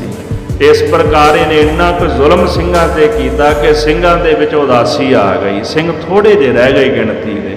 ਤੁਸੀਂ ਆਪ ਸੋਚੋ ਵੀ ਕਿੰਨਾ ਕੁ ਅਤਿਆਚਾਰ ਇਹਨੇ ਕੀਤਾ ਹੋਵੇਗਾ ਵੀ ਜਦੋਂ ਆਪਾਂ ਕਹਿ ਦਈਏ ਵੀ ਗਿਣਤੀ ਦੇ ਸਿੱਖ ਰਹਿ ਗਏ। ਤੇ ਦੂਜੇ ਪਾਸੇ ਜਿਹੜੇ ਮੁਸਲਮਾਨ, ਉਹਨਾਂ ਦੇ ਘਰ ਵਿੱਚ ਖੁਸ਼ੀਆਂ ਪੈਦਾ ਹੋ ਗਈਆਂ। ਮੁਖਬਰ ਜਿਹੜੇ ਟਾਊਟ ਸਨ ਸਰਕਾਰ ਦੇ, ਉਹ ਖੁਸ਼ ਹੋ ਗਏ। ਇਸ ਤਰ੍ਹਾਂ ਉਹਨਾਂ ਦੇ ਘਰ ਵਿੱਚ ਖੁਸ਼ੀਆਂ ਆ ਗਈਆਂ ਕਿ ਸਿੰਘ ਮੁੱਕ ਗਏ ਹਨ। ਇੱਧਰ ਸਿੱਖਾਂ ਦੀ ਧਰਮਸ਼ਾਲਾ ਸੀ ਲਾਹੌਰ ਦੇ ਵਿੱਚ ਨਾ, ਲੰਡੇ ਬਾਜ਼ਾਰ ਦੇ ਕੋਲ ਇੱਕ ਧਰਮਸ਼ਾਲਾ ਹੈ ਜਿੱਥੇ ਭਾਈ ਤਾਰੂ ਸਿੰਘ ਜੀ ਦਾ ਸਥਾਨ ਬਣਿਆ ਹੋਇਆ ਹੈ। ਤੇ ਕਹਿੰਦੇ ਭਾਈ ਤਾਰੂ ਸਿੰਘ ਜੀ ਨੂੰ ਜਾ ਕੇ ਜ਼ਕਰੀਆ ਖਾਨ ਨੇ ਉੱਥੇ ਸੁਟਵਾ ਦਿੱਤਾ। ਲਓ ਸਾਂਭ ਲਓ ਆਪਣਾ ਸਿੱਖ। ਉਹਨੂੰ ਪਤਾ ਸੀ ਵੀ ਇਹਦੀ ਖੋਪੜੀ ਉਤਰ ਗਈ ਅੱਜ ਨਹੀਂ ਤੇ 2 ਦਿਨਾਂ ਨੂੰ ਹੋਰ ਜਿਉਂਦਾ ਰਹੇਗਾ ਤੇ ਖੀਰ ਤਾਂ ਇਹਨੇ ਚਲਾ ਹੀ ਜਾਣਾ ਹੈ। ਇਸ ਤਰ੍ਹਾਂ ਧਰਮਸ਼ਾਲਾ ਦੇ ਵਿੱਚ ਸਿੱਖ ਨੂੰ ਭੇਜ ਦਿੱਤਾ ਗਿਆ। ਦੂਜਾ ਇਹ ਵੀ ਪ੍ਰਸੰਗ ਆਉਂਦਾ ਹੈ ਕਿ ਭਾਈ ਤਾਰੂ ਸਿੰਘ ਜੀ ਨੂੰ ਬਾਹਰ ਝਾੜਾਂ ਵਿੱਚ ਸੁੱਟ ਦਿੱਤਾ, ਤੇ ਉੱਥੋਂ ਦੇ ਧਰਮਸਾਲ ਦੇ ਜਿਹੜੇ ਗੁਰਸਿੱਖ ਸਨ, ਸੇਵਾ ਕਰਨ ਵਾਲੇ, ਉਹਨਾਂ ਨੇ ਜਦੋਂ ਭਾਈ ਤਾਰੂ ਸਿੰਘ ਨੂੰ ਵੇਖਿਆ ਤੇ ਉਹ ਭਾਈ ਤਾਰੂ ਸਿੰਘ ਜੀ ਨੂੰ ਉੱਥੋਂ ਲਿਜਾ ਕੇ ਤੇ ਉਹਨਾਂ ਨੇ ਧਰਮਸ਼ਾਲਾ ਵਿੱਚ ਜਾ ਕੇ ਮਲਮ ਪੱਟੀ ਕੀਤੀ, ਉਹਨਾਂ ਦਾ ਇਲਾਜ ਕਰਨ ਦਾ ਯਤਨ ਕੀਤਾ ਹੈ। ਸਾਧ ਸੰਗਤ ਜੀ, ਧਰਮਸ਼ਾਲਾ ਦੇ ਰਹਿਣ ਵਾਲੇ ਸਿੱਖਾਂ ਨੂੰ ਕਹਿੰਦਾ ਜਦੋਂ ਇਹਦੇ ਪ੍ਰਾਣ ਨਿਕਲ ਜਾਣਗੇ ਨਾ, ਇਹਨੂੰ ਫੂਕ ਦਿਓ, ਭਾਵ ਇਹਦਾ ਸੰਸਕਾਰ ਕਰ ਦਿਓ। ਕਹਿੰਦੇ ਖੋਪਰੀ ਉਤਰ ਗਈ, ਪਰ ਧੰਨ ਭਾਈ ਤਾਰੂ ਸਿੰਘ ਜੀ, ਉਹਨਾਂ ਨੇ ਮੁਖ ਤੋਂ ਇੱਕ ਵੀ ਹਾਏ ਸ਼ਬਦ ਨਹੀਂ ਕਿਹਾ, ਸੀ ਤੱਕ ਨਹੀਂ ਉਚਾਰੀ। ਹੁਣ ਆਪਣੇ ਮੁਖ ਰਾਹੀਂ ਗੁਰੂ ਗੁਰੂ ਜਪਦੇ ਹਨ। ਇਸ਼ਨਾਨ ਕਰਦੇ ਕਾਹਦੇ ਨਾਲ? ਸੀਸ ਦੇ ਵਿੱਚੋਂ ਰਕਤ ਲਹੂ ਜਿਹੜਾ ਨਿਕਲਦਾ ਨਾ, ਉਹਦੇ ਨਾਲ ਭਾਈ ਤਾਰੂ ਸਿੰਘ ਇਸ਼ਨਾਨ ਕਰਦੇ ਹਨ। ਜਿਵੇਂ ਕੋਈ ਜਾ ਕੇ ਗੰਗਾ ਵਿੱਚ ਟੁੱਬੀ ਮਾਰਦਾ ਨਾ, ਇਸ ਤਰ੍ਹਾਂ ਭਾਈ ਜਿਹੜੇ ਤਾਰੂ ਸਿੰਘ ਜੀ ਨੇ ਉਹ ਆਪਣੇ ਰਕਤ ਵਿੱਚ ਇਸ਼ਨਾਨ ਕਰਦੇ ਟੁੱਬੀ ਮਾਰਦੇ ਹਨ। ਜਿਵੇਂ ਮਨਸੂਰ ਦੇ ਹੱਥ ਕਹਿੰਦੇ ਵੱਢ ਦਿੱਤੇ ਗਏ ਸਾਰਾ। ਸਾਧ ਸੰਗਤ ਜੀ, ਨਮਾਜ਼ ਦਾ ਸਮਾਂ ਹੋ ਗਿਆ ਸੀ ਜਦੋਂ ਮਨਸੂਰ ਦੇ ਹੱਥ ਵੱਢੇ ਗਏ। ਵੁਜੂ ਕਰਦੇ ਨੇ ਜਿਹੜੇ ਮੁਸਲਮਾਨ ਹੁੰਦੇ ਨੇ, ਤੇ ਸਾਧ ਸੰਗਤ ਜੋ ਕੀ ਕਰਦੇ, ਪੈਰ ਮੂੰਹ ਵਰਕਾਂ ਤੇ ਹੱਥ ਆਦਿਕ ਧੋਂਦੇ ਨੇ। ਆਪਾਂ ਜਿਵੇਂ 5 ਇਸ਼ਨਾਨਾ ਕਹਿ ਦਿੰਦੇ ਆ ਨਾ, ਆਪਾਂ ਤਾਂ ਇਕੱਲਾ ਮੂੰਹ ਧੋ ਕੇ 5 ਇਸ਼ਨਾਨਾ ਬਣਾ ਦਿੰਦੇ ਆ। ਇਹ 5 ਇਸ਼ਨਾਨਾ ਨਹੀਂ ਹੁੰਦਾ, ਇਹ ਤੇ ਮੂੰਹ ਚੋਪੜਨਾ ਹੀ ਹੁੰਦਾ ਆ। 5 ਇਸ਼ਨਾਨਾਂ ਦੇ ਵਿੱਚ ਵੀ ਪੈਰ ਧੋ ਲਏ, ਲੱਤਾਂ ਧੋ ਲਈਆਂ, ਹੱਥ ਆਦਿਕ ਜਿਹੜੇ ਕੂਣੀਆਂ ਤੱਕ ਧੋ ਲਏ, ਮੁੱਖ ਆਦਿਕ ਧੋ ਲਿਆ, ਇਹ 5 ਇਸ਼ਨਾਨਾ ਬਣਦਾ ਹੈ। ਤੇ ਜਿਹੜੇ ਮੁਸਲਮਾਨ ਨੇ ਉਹਨਾਂ ਦੇ ਵਿੱਚ ਵੀ ਇਹ ਰੀਤ ਹੈ, ਜਦੋਂ ਨਮਾਜ਼ ਪੜ੍ਹਦੇ ਨੇ ਤੇ ਵਜੂ ਕਰਦੇ ਨੇ। ਤੇ ਸਾਧ ਸੰਗਤ ਜੀ ਕਹਿੰਦੇ ਹਨ ਕਿ ਇਹ ਰੀਤ ਮੁਹੰਮਦ ਸਾਹਿਬ ਨੇ ਚਲਾਈ ਸੀ, ਕਿਉਂਕਿ ਅਰਬ ਕੰਟਰੀਆਂ ਵਿੱਚ ਪਾਣੀ ਦੀ ਕਿੱਲਤ ਸੀ। ਇਸ ਕਰਕੇ ਉਹਨਾਂ ਨੇ ਇਹ ਰੀਤ ਆਰੰਭ ਕੀਤੀ ਸੀ ਵੀ ਥੋੜ੍ਹਾ ਜਿਹੜਾ ਜਲ ਹੈ ਉਹ ਵਰਤਿਆ ਜਾਏ ਨਮਾਜ਼ ਪੜ੍ਹਨ ਤੋਂ ਪਹਿਲਾਂ। ਇਸ ਪ੍ਰਕਾਰ ਉਸ ਵਕਤ ਕਹਿੰਦੇ ਮਨਸੂਰ ਨੇ ਲਹੂ ਦੇ ਨਾਲ ਹੀ ਵਜੂ ਕਰ ਲਿਆ। ਹੱਥ ਵੱਢ ਦਿੱਤੇ ਗਏ ਤੇ ਜਿਹੜਾ ਲਹੂ ਨਿਕਲਿਆ ਸੀ ਉਹਦੀਆਂ ਬਾਹਾਂ ਦੇ ਵਿੱਚੋਂ, ਉਹਦੇ ਨਾਲ ਹੀ ਉਹਨੇ ਇਸ਼ਨਾਨ ਕੀਤਾ ਹੈ। ਜਦੋਂ ਉਹਨੇ ਨਮਾਜ਼ ਪੜ੍ਹੀ ਮਨਸੂਰ ਨੇ, ਤੇ ਉਹਦੀ ਨਮਾਜ਼ ਦਰਗਾਹ ਦੇ ਵਿੱਚ ਕਬੂਲ ਹੋ ਗਈ ਹੈ। ਜਿਹੜੇ ਮੁੱਲਾ ਤੇ ਕਾਜੀ ਸਨ ਉਹ ਦੁਖੀ ਹੋ ਗਏ, ਗਮਗੀਨ ਹੋ ਗਏ ਕਿ ਇਹਨੇ ਨਮਾਜ਼ ਪੜ੍ਹ ਲਈ ਹੈ। ਉਸੇ ਦਿਨ ਨੂੰ ਆਪਨੇ ਪੁੱਛ ਭੇਜਿਓ ਸਿੰਘ ਜੀ ਪਾਹੋ। ਸਾਧ ਸੰਗਤ ਜੀ, ਭਾਈ ਤਾਰੂ ਸਿੰਘ ਜੀ ਜਦੋਂ ਖੋਪਰ ਲਾ ਦਿੱਤਾ ਗਿਆ, ਉਹ ਧਰਮਸ਼ਾਲਾ ਦੇ ਵਿੱਚ ਉਹਨਾਂ ਨੂੰ ਭੇਜ ਦਿੱਤਾ ਗਿਆ ਤੇ ਪਿੱਛੋਂ ਜਾਣ ਬੁੱਝ ਕੇ ਜਿਹੜਾ ਜ਼ਕਰੀਆ ਖਾਨ ਸੀ ਉਹਨੇ ਸੁਨੇਹਾ ਭੇਜ ਦਿੱਤਾ ਭਾਈ ਤਾਰੂ ਸਿੰਘ ਨੂੰ। ਆਖਣ ਲੱਗਾ ਤਾਰੂ ਸਿੰਘ ਮੇਰੀ ਸਭਾ ਵਿੱਚ ਤਾਂ ਬੜੀ ਉੱਚੀ ਉੱਚੀ ਆਵਾਜ਼ ਵਿੱਚ ਕਹਿੰਦਾ ਸੀ ਕਿ ਮੈਂ ਆਪਣੀ ਸਿੱਖੀ ਜਿਹੜੀ ਆ ਉਹ ਕੇਸਾਂ ਸਵਾਸਾਂ ਸੰਗ ਨਿਭਾਵਾਂਗਾ। ਤਾਰੂ ਸਿਆਂ ਤੇਰੀ ਗੱਲ ਤਾਂ ਝੂਠੀ ਹੋ ਗਈ ਨਾ। ਮੇਰੀ ਸਭਾ ਦੇ ਵਿੱਚ ਤਾਂ ਬੜੇ ਮਾਣ ਨਾਲ ਕਹਿੰਦਾ ਸੀ, ਪਰ ਤੇਰੀ ਇਹ ਗੱਲ ਝੂਠੀ ਹੋ ਗਈ ਹੈ। ਕਹਿੰਦੇ ਹਨ ਕਿ ਤੇਰੀ ਜਿਹੜੀ ਸਿਰ ਦੀ ਖੱਲ ਹੈ ਨਾ, ਉਹ ਖੱਲ ਦੇ ਸਮੇਤ ਭਾਵ ਖੋਪੜੀ ਦੇ ਸਮੇਤ ਤੇਰੇ ਕੇਸ ਮੈਂ ਲਾ ਦਿੱਤੇ ਹਨ। ਹੁਣ ਤੇਰੀ ਦੇਹੀ ਜਿਹੜੀ ਹੈ ਨਾ ਬਿਨਾਂ ਵਾਲਾਂ ਤੋਂ ਬਿਨਾਂ ਕੇਸਾਂ ਤੋਂ ਰਹਿ ਗਈ ਹੈ। ਇਸ ਪ੍ਰਕਾਰ ਤੇਰੀ ਗੱਲ ਤਾਂ ਝੂਠੀ ਹੋ ਗਈ, ਤੇਰੇ ਤਾਂ ਕੇਸ ਰਹੇ ਨਹੀਂ। ਖੈਰ ਮੈਂ ਇੱਕ ਬਚਨ ਹੋਰ ਸਾਂਝਾ ਕਰ ਦਿਆਂ। ਸਿੱਖ ਰਹਿਤ ਮਰਿਆਦਾ ਵਿੱਚ ਜਿਹੜਾ ਸਿੱਖ ਕੇਸਾਂ ਨੂੰ ਵਾਲ ਕਹਿੰਦਾ ਉਹ ਤਨਖਾਹੀਆ ਸਿੱਖ ਹੈ। ਅਸੀਂ ਤਾਂ ਰਹਿਤ ਮਰਿਆਦਾ ਸਿਰਫ ਓਨੀ ਕੀ ਜਾਣਦੇ ਹਾਂ ਜਿੰਨੀ ਕਿ ਪੰਜ ਸਿੰਘਾਂ ਨੇ ਸਾਨੂੰ ਦੱਸੀ ਹੈ। ਤੇ ਪੰਜ ਸਿੰਘਾਂ ਦੀ ਜਿਹੜੀ ਦੱਸੀ ਹੋਈ ਰਹਿਤ ਮਰਿਆਦਾ ਉਹ ਵੀ ਕਿੱਥੇ ਸਾਨੂੰ ਯਾਦ ਹੈ। ਸਾਨੂੰ ਤਾਂ ਦੋ ਚਾਰ ਮੇਨ ਗੱਲਾਂ ਯਾਦ ਰਹਿ ਗਈਆਂ। ਪਰ ਭਾਈ ਸਾਹਿਬ, ਭਾਈ ਨੰਦ ਲਾਲ ਜੀ, ਭਾਈ ਦਇਆ ਸਿੰਘ ਜੀ, ਭਾਈ ਧਰਮ ਸਿੰਘ ਜੀ ਨੇ ਸਾਰੇ ਗੁਰਸਿੱਖਾਂ ਨੇ ਰਹਿਤਨਾਮੇ ਲਿਖੇ ਨੇ ਤੇ ਉਹਨਾਂ ਰਹਿਤਨਾਮਿਆਂ ਦੇ ਅੰਦਰ ਤਨਖਾਹਨਾਮਾ ਭਾਈ ਨੰਦ ਲਾਲ ਜੀ ਨੇ ਲਿਖਿਆ ਵੀ ਜੇ ਸਿੱਖ ਗਲਤੀ ਕਰਦਾ ਉਹਨੂੰ ਕੀ ਤਨਖਾਹ ਲੱਗੇਗੀ। ਪੰਥ ਪ੍ਰਕਾਸ਼ ਦੀ ਕਥਾ ਸੰਪੂਰਨ ਹੋਣ ਤੋਂ ਬਾਅਦ ਇਹ ਯਤਨ ਜ਼ਰੂਰ ਕਰਾਂਗੇ ਕਿ ਰਹਿਤਨਾਮਿਆਂ ਦੀ ਕਥਾ ਸੰਗਤਾਂ ਦੇ ਸਨਮੁਖ ਭੇਟ ਕੀਤੀ ਜਾਏ ਤਾਂ ਕਿ ਸਾਨੂੰ ਤੇ ਸਾਡੀ ਆਉਣ ਵਾਲੀ ਪੀੜ੍ਹੀ ਨੂੰ ਪਤਾ ਲੱਗੇ ਕਿ ਸਾਡੇ ਰਹਿਤ ਮਰਿਆਦਾ ਦੇ ਵਿੱਚ ਕੀ ਕੁਝ ਲਿਖਿਆ ਹੋਇਆ ਹੈ। ਜਿੰਨੀ ਦੇਰ ਤੱਕ ਸਾਨੂੰ ਕੁਝ ਪਤਾ ਹੀ ਨਹੀਂ ਤੇ ਅਸੀਂ ਕਰਾਂਗੇ ਕੀ। ਇਸ ਕਰਕੇ ਜਿਹੜੇ ਕੇਸ ਨੇ, ਇਹਨਾਂ ਕੇਸਾਂ ਨੂੰ ਵਾਲ ਕਹਿਣ ਵਾਲਾ ਸਿੱਖ ਤਨਖਾਹੀਆ ਕਰਾਰ ਦਿੱਤਾ ਜਾਂਦਾ, ਉਹ ਸਜ਼ਾ ਦਾ ਹੱਕਦਾਰ ਹੁੰਦਾ ਹੈ। ਇਹ ਵਚਨ ਰਹਿਤਨਾਮਿਆਂ 'ਚ ਲਿਖਿਆ। ਇਸ ਕਰਕੇ ਤੁਸੀਂ ਕਿਤੇ ਵੀ ਸ਼ਬਦ ਪੜ੍ਹੋਗੇ ਜਦੋਂ ਰਹਿਤ ਮਰਿਆਦਾ ਵਿੱਚ ਜਾਂ ਧਾਰਮਿਕ ਗ੍ਰੰਥਾਂ ਵਿੱਚ ਕੇਸ ਸ਼ਬਦ ਜ਼ਿਆਦਾਤਰ ਆਉਂਦਾ ਹੈ। ਇਸ ਕਰਕੇ ਸਾਧ ਸੰਗਤ ਜੀਓ, ਇੱਥੇ ਜੋ ਬਚਨ ਆ ਰਹੇ ਹੈ ਉਹ ਜਿਹੜਾ ਜ਼ਕਰੀਆ ਖਾਨ ਸੀ ਭਾਈ ਤਾਰੂ ਸਿੰਘ ਨੂੰ ਕਹਿਣ ਲੱਗਾ ਵੀ ਤੇਰੀ ਗੱਲ ਝੂਠੀ ਹੋ ਗਈ ਹੈ। ਤੇਰੇ ਸਿਰ ਦੇ ਜਿਹੜੇ ਕੇਸ ਸਨ ਮੈਂ ਤੇਰੀ ਖੋਪੜੀ ਦੇ ਸਮੇਤ ਲਾ ਦਿੱਤੇ ਤੇ ਤੇਰੀ ਦੇਹੀ, ਤੇਰਾ ਸਰੀਰ ਬਿਨਾਂ ਕੇਸਾਂ ਤੋਂ ਬਚ ਗਿਆ ਹੈ। ਤੇਰੀ ਤਾਂ ਗੱਲ ਝੂਠੀ ਹੋ ਗਈ ਨਾ, ਤੇਰੀ ਤਾਂ ਸਿੱਖੀ ਨਿਭੀ ਨਹੀਂ ਕਿਉਂਕਿ ਤੇਰੇ ਕੇਸ ਹੀ ਨਹੀਂ ਰਹੇ, ਮੈਂ ਤੇਰੇ ਕੇਸ ਹੀ ਲਾ ਦਿੱਤੇ। ਇਹ ਗੱਲ ਸੁਣ ਕੇ ਫਿਰ ਭਾਈ ਤਾਰੂ ਸਿੰਘ ਕਹਿਣ ਲੱਗੇ,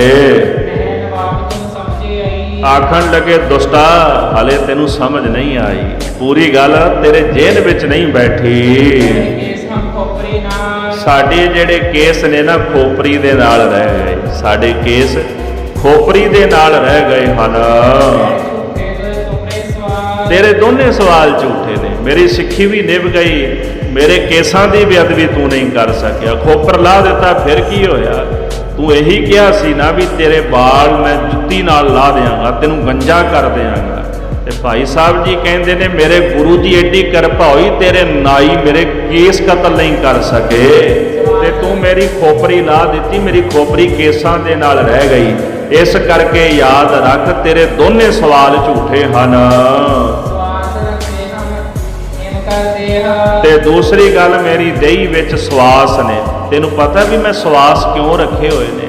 ਜੇ ਜਾਣਾ ਹੁੰਦਾ ਤੇ ਮੈਂ ਹੁਣੇ ਚਲਾ ਜਾਂਦਾ ਸੱਚਖੰਡ ਨੂੰ, ਪਰ ਇਹ ਸਵਾਸ ਮੈਂ ਤੇਰੇ ਕਰਕੇ ਹੀ ਦੇਹੀ ਵਿੱਚ ਰੱਖੇ ਹੋਏ ਹਨ।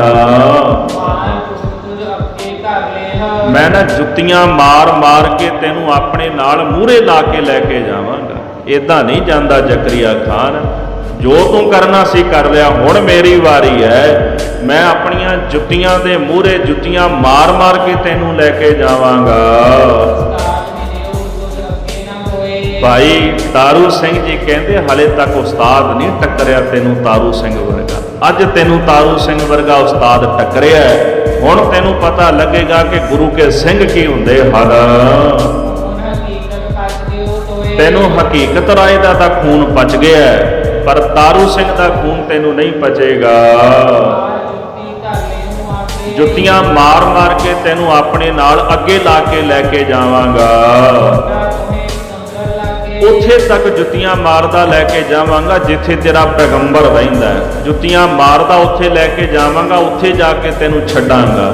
ਦਾਸ ਨੇ ਕੱਲ ਵੀ ਬੇਨਤੀ ਕੀਤੀ ਸੀ, ਹੈ ਇਹੋ ਜਿਹਾ ਕੋਈ ਮਹਾਬਲੀ ਜਿਹੜਾ ਕਿਸੇ ਦੁਸ਼ਟ ਨੂੰ ਜੁੱਤੀਆਂ ਮਾਰ ਕੇ ਮੂਹਰੇ ਲੈ ਕੇ ਜਾਏ? ਇਹ ਭਾਈ ਤਾਰੂ ਸਿੰਘ ਸਨ। ਤਾਂ ਹੀ ਕਹਿੰਦੇ ਵੀ ਹਲੇ ਤੱਕ ਤੈਨੂੰ ਉਸਤਾਦ ਨਹੀਂ ਕੋਈ ਟੱਕਰਿਆ। ਤੇ ਭਾਈ ਸਾਹਿਬ ਕਹਿੰਦੇ ਜੇ ਤੈਨੂੰ ਹੁਣ ਮੈਂ ਇੱਥੇ ਛੱਡ ਕੇ ਚਲਾ ਜਾਵਾਂ, ਜੇ ਤੇਰੇ ਤੋਂ ਪਹਿਲਾਂ ਮੈਂ ਆਪਣਾ ਸਰੀਰ ਛੱਡ ਜਾਵਾਂ, ਤੂੰ ਤਾਂ ਫਿਰ ਆਪਣੇ ਆਪ ਨੂੰ ਬਲੀ ਕਹਾਣਾ ਸ਼ੁਰੂ ਕਰ ਦੇਂਗਾ ਵੀ ਮੇਰੇ ਵਰਗਾ ਤਾਂ ਸੰਸਾਰ ਵਿੱਚ ਕੋਈ ਹੈ ਹੀ ਨਹੀਂ। ਏਦਾਂ ਨਹੀਂ ਜਾਂਦਾ, ਤੈਨੂੰ ਮੂਹਰੇ ਲਾ ਕੇ ਲੈ ਕੇ ਜਾਵਾਂਗਾ ਤੇ ਤੈਨੂੰ ਇਸ ਤਰ੍ਹਾਂ ਮੈਂ ਤੇਰਾ ਪੈਗੰਬਰ ਦਿਖਾ ਕੇ ਨਾ ਉੱਥੇ ਛੱਡਾਂਗਾ। ਇਸ ਤਰ੍ਹਾਂ ਉਹਦੀ ਕਚਹਿਰੀ ਵਿੱਚ ਜਾ ਕੇ ਤੈਨੂੰ ਸੁੱਟਾਂਗਾ, ਦੱਸਾਂਗਾ ਵੀ ਇਹਨੇ ਆਹ ਕਰਤੂਤ ਕੀਤੀ ਹੈ, ਇਹਨੇ ਸਿੱਖਾਂ ਦਾ, ਬੱਚਿਆਂ ਦਾ, ਨੌਜਵਾਨਾਂ ਦਾ, ਬਜ਼ੁਰਗਾਂ ਦਾ, ਬੀਬੀਆਂ ਦਾ ਕਤਲ ਕੀਤਾ। ਸਾਂਭ ਇਹਨੂੰ, ਇਹਨੇ ਪਾਪ ਇਹਨੇ ਕੀਤੇ ਹਨ। ਜੇ ਕਿਤੇ ਕਚਹਿਰੀ ਵਿੱਚ ਤੇਰੇ ਪੀਰ ਪੈਗੰਬਰ ਵੀ ਤੇਰੀ ਸਫਾਤ ਭਰਨਗੇ, ਤੇਰੀ ਸਿਫਾਰਿਸ਼ ਕਰਨਗੇ, ਯਾਦ ਰੱਖੀ ਉਹ ਵੀ ਨਾਲ ਘੜੀਸੇ ਜਾਣਗੇ। ਜੇ ਉਹ ਤੇਰੀ ਜਾ ਕੇ ਗਵਾਹੀ ਭਰਨਗੇ ਨਾ, ਨਹੀਂ ਜੀ ਬੜਾ ਚੰਗਾ ਇਹ, ਤੇ ਤੇਰੇ ਨਾਲ ਨਾਲ ਉਹਨਾਂ ਨੂੰ ਵੀ ਘੜੀਸਿਆ ਜਾਵੇਗਾ, ਉਹ ਵੀ ਬਖਸ਼ੇ ਨਹੀਂ ਜਾਣਗੇ। ਭਾਈ ਤਾਰੂ ਸਿੰਘ ਜੀ ਕਹਿੰਦੇ ਹਕੀਕਤ ਰਾਏ ਨੂੰ ਮਾਰ ਕੇ ਤਾਂ ਬਚ ਗਿਆ, ਪਰ ਦੁਸ਼ਟਾਂ ਹੁਣ ਤੂੰ ਜਿਉਂਦਾ ਨਹੀਂ ਬਚੇਗਾ। ਜੇ ਤੇਰੇ ਪੀਰ ਪੈਗੰਬਰ ਵੀ ਤੇਰੀ ਬਾਹ ਫੜਨਗੇ ਨਾ, ਤੂੰ ਤਾਂ ਨਰਕਾਂ ਵਿੱਚ ਡਿੱਗਣਾ ਹੀ ਡਿੱਗਣਾ ਹੈ। ਤੇਰੇ ਨਾਲ ਤੇਰੇ ਪੀਰ ਪੈਗੰਬਰ ਵੀ ਨਰਕਾਂ 'ਚ ਜਾ ਕੇ ਡਿੱਗਣਗੇ ਜਿਹੜੇ ਤੇਰੀ ਬਾਹ ਫੜਨਗੇ। ਜਿਹੜਾ ਸਿਪਾਹੀ ਆਇਆ ਸੀ ਨਾ ਸੁਨੇਹਾ ਲੈ ਕੇ, ਭਾਈ ਤਾਰੂ ਸਿੰਘ ਜੀ ਕਹਿੰਦੇ ਜਾ ਚਲਿਆ ਜਾ ਕੇ ਜ਼ਕਰੀਆ ਖਾਨ ਨੂੰ ਕਹਦੇ ਹੁਣ ਤਕੜਾ ਹੋ ਜਾ, ਹੁਣ ਮਜ਼ਬੂਤ ਹੋ ਜਾ, ਖਾਲਸੇ ਨਾਲ ਤੇਰਾ ਪੰਜਾ ਲੱਗਿਆ ਹੈ। ਕਹਿੰਦੇ ਜਾ ਤੇਰਾ ਅੱਜ ਤੋਂ ਬਾਅਦ ਹੱਗਣਾ ਤੇ ਮੂਤਣਾ ਬੰਦ, ਹੁਣ ਤੇਰੀ ਦਹੀਂ ਨੂੰ ਰੋਗ ਲੱਗਣਗੇ। ਤਿਆਰ ਹੋ ਜਾ, ਨਰਕਾਂ ਵਿੱਚ ਜਾਣ ਵਾਸਤੇ ਤੇਰਾ ਸਮਾਂ ਆ ਗਿਆ ਹੈ। ਤੈਨੂੰ ਨਾਲ ਲੈ ਕੇ ਜਾਵਾਂਗਾ, ਪਹਿਲਾਂ ਤੂੰ ਜਾਏਗਾ, ਬਾਅਦ ਵਿੱਚ ਮੈਂ ਜਾਵਾਂਗਾ, ਤੇ ਜੁੱਤੀਆਂ ਮਾਰਦਾ ਮਾਰਦਾ ਤੈਨੂੰ ਮੂਹਰੇ ਲਾ ਕੇ ਲੈ ਕੇ ਜਾਵਾਂਗਾ।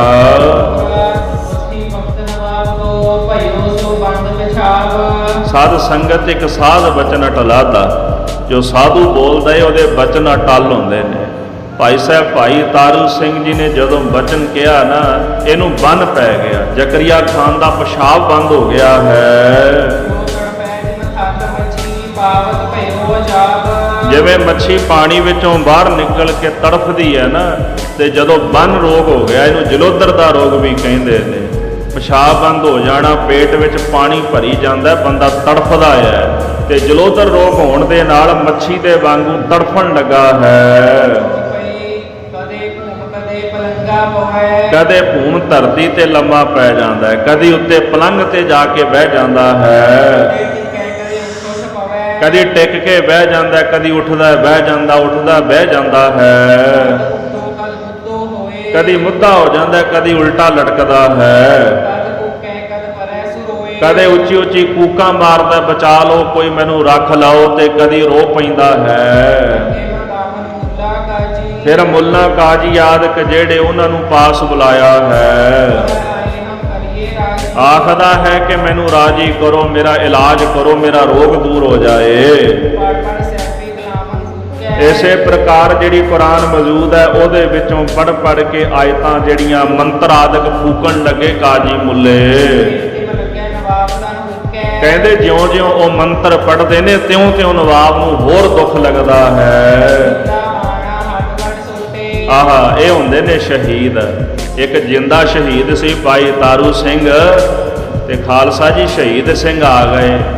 ਕਿਹੜੇ ਸ਼ਹੀਦ ਸਿੰਘ ਹੁੰਦੇ ਨੇ? ਨੀਲਾ ਬਾਣਾ, ਸਰੀਰ ਤੇ ਨੀਲੇ ਰੰਗ ਦਾ ਬਾਣਾ ਧਾਰਨ ਕੀਤਾ, ਹੱਥ ਵੱਢ ਸੋਟੇ, ਵੱਡੇ ਵੱਡੇ ਸਲੋਤਰ ਜਿਹੜੇ ਸਨ ਹੱਥਾਂ ਦੇ ਵਿੱਚ ਫੜੇ ਹੋਏ ਸ਼ਹੀਦ ਸਿੰਘਾਂ ਨੇ। ਪਹੁੰਚ ਗਏ ਉੱਥੇ, ਸਿੰਘ ਦਾ ਬਚਨ ਹੋ ਗਿਆ ਨਾ ਭਾਈ ਸਾਹਿਬ ਭਾਈ ਤਾਰੂ ਸਿੰਘ ਜੀ ਦਾ, ਉਹਨਾਂ ਦੇ ਬਚਨਾਂ ਦੇ ਨਾਲ ਸ਼ਹੀਦ ਸਿੰਘ ਸੀ ਜਿਹੜੇ ਸਨ, ਉਹਨਾਂ ਨੇ ਆ ਕੇ ਜ਼ਕਰੀਆ ਖਾਨ ਨੂੰ ਘੇਰਾ ਪਾ ਲਿਆ।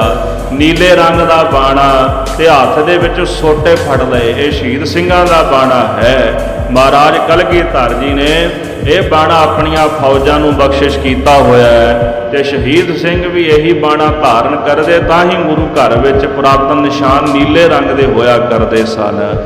ਇਹ ਸ਼ਹੀਦੀ ਤੇ ਸ਼ਹੀਦ ਸਿੰਘਾਂ ਦਾ ਸੂਰਮਤਾਈ ਦਾ ਰੰਗ ਹੈ। ਮਾਰਾ ਸ਼ਹੀਦ ਭੰਗ ਘੋਟਣੇ ਮੋਟੇ। ਖਾਲਸਾ ਜੀ ਸ਼ਰਦਾਈ ਰਗੜਨ ਵਾਲਾ, ਸ਼ਹੀਦੀ ਦੇਗਾ ਰਗੜਨ ਵਾਲਾ ਮੋਟਾ ਜਿਹੜਾ ਸਲੋਤਰ ਹੁੰਦਾ ਹੈ ਨਾ, ਉਹ ਸ਼ਹੀਦ ਸਿੰਘਾਂ ਨੇ ਹੱਥ ਦੇ ਵਿੱਚ ਫੜਿਆ ਹੋਇਆ ਹੈ। ਪੀਰ ਪੈਗੰਬਰ ਧਿਆਵੈ। ਕਹਿੰਦੇ ਲਿਆ ਕੇ ਜ਼ਕਰੀਆ ਖਾਨ ਨੂੰ ਸਲੋਤਰ ਫੇਰਦੇ ਨੇ ਉਹਨੂੰ। ਉਹ ਸੱਜੇ ਖੱਬੇ ਭਜਦਾ, ਜਿੱਧਰ ਜਾਂਦਾ ਦੇ ਸਲੋਤਰ ਤੇ ਸਲੋਤਰ। ਜ਼ਕਰੀਆ ਖਾਨ ਨੂੰ ਜੁੱਤੀਆਂ ਪੈਂਦੀਆਂ ਨੇ। ਉਹ ਕਾਜੀ ਮਲਾਣਿਆਂ ਨੂੰ ਸਮਝ ਨਹੀਂ ਆਉਂਦੀ ਵੀ ਚੱਕਰ ਕੀ ਹੈ। ਉਹ ਜਿਹੜੇ ਕਾਜੀ ਮਲਾਣੇ ਨੇ ਉਹ ਤਾਂ ਮੰਤਰ ਪੜ੍ਹਦੇ ਨੇ। ਇੱਧਰ ਜਿਹੜਾ ਇਹ ਜ਼ਕਰੀਆ ਖਾਨ ਉਹ ਆਪਣੇ ਪੀਰ ਪੈਗੰਬਰਾਂ ਨੂੰ ਧਿਆਉਂਦਾ ਹੈ। ਜਿਉਂ-ਜਿਉਂ ਉਹ ਪੈਗੰਬਰ ਨੂੰ ਧਿਆਉਂਦਾ ਹੈ, ਜਿਉਂ-ਜਿਉਂ ਕਾਜੀ ਮਲਾਣੇ ਫੂਕਾਂ ਮਾਰਦੇ ਨੇ ਮੰਤਰ ਪੜ੍ਹ ਕੇ, ਤੇ ਤਿਉਂ-ਤਿਉਂ ਸ਼ਹੀਦ ਸਿੰਘ ਉਹਨੂੰ ਸੋਟਾ ਫੇਰਦੇ, ਸਲੋਤਰ ਫੇਰਦੇ ਹਨ।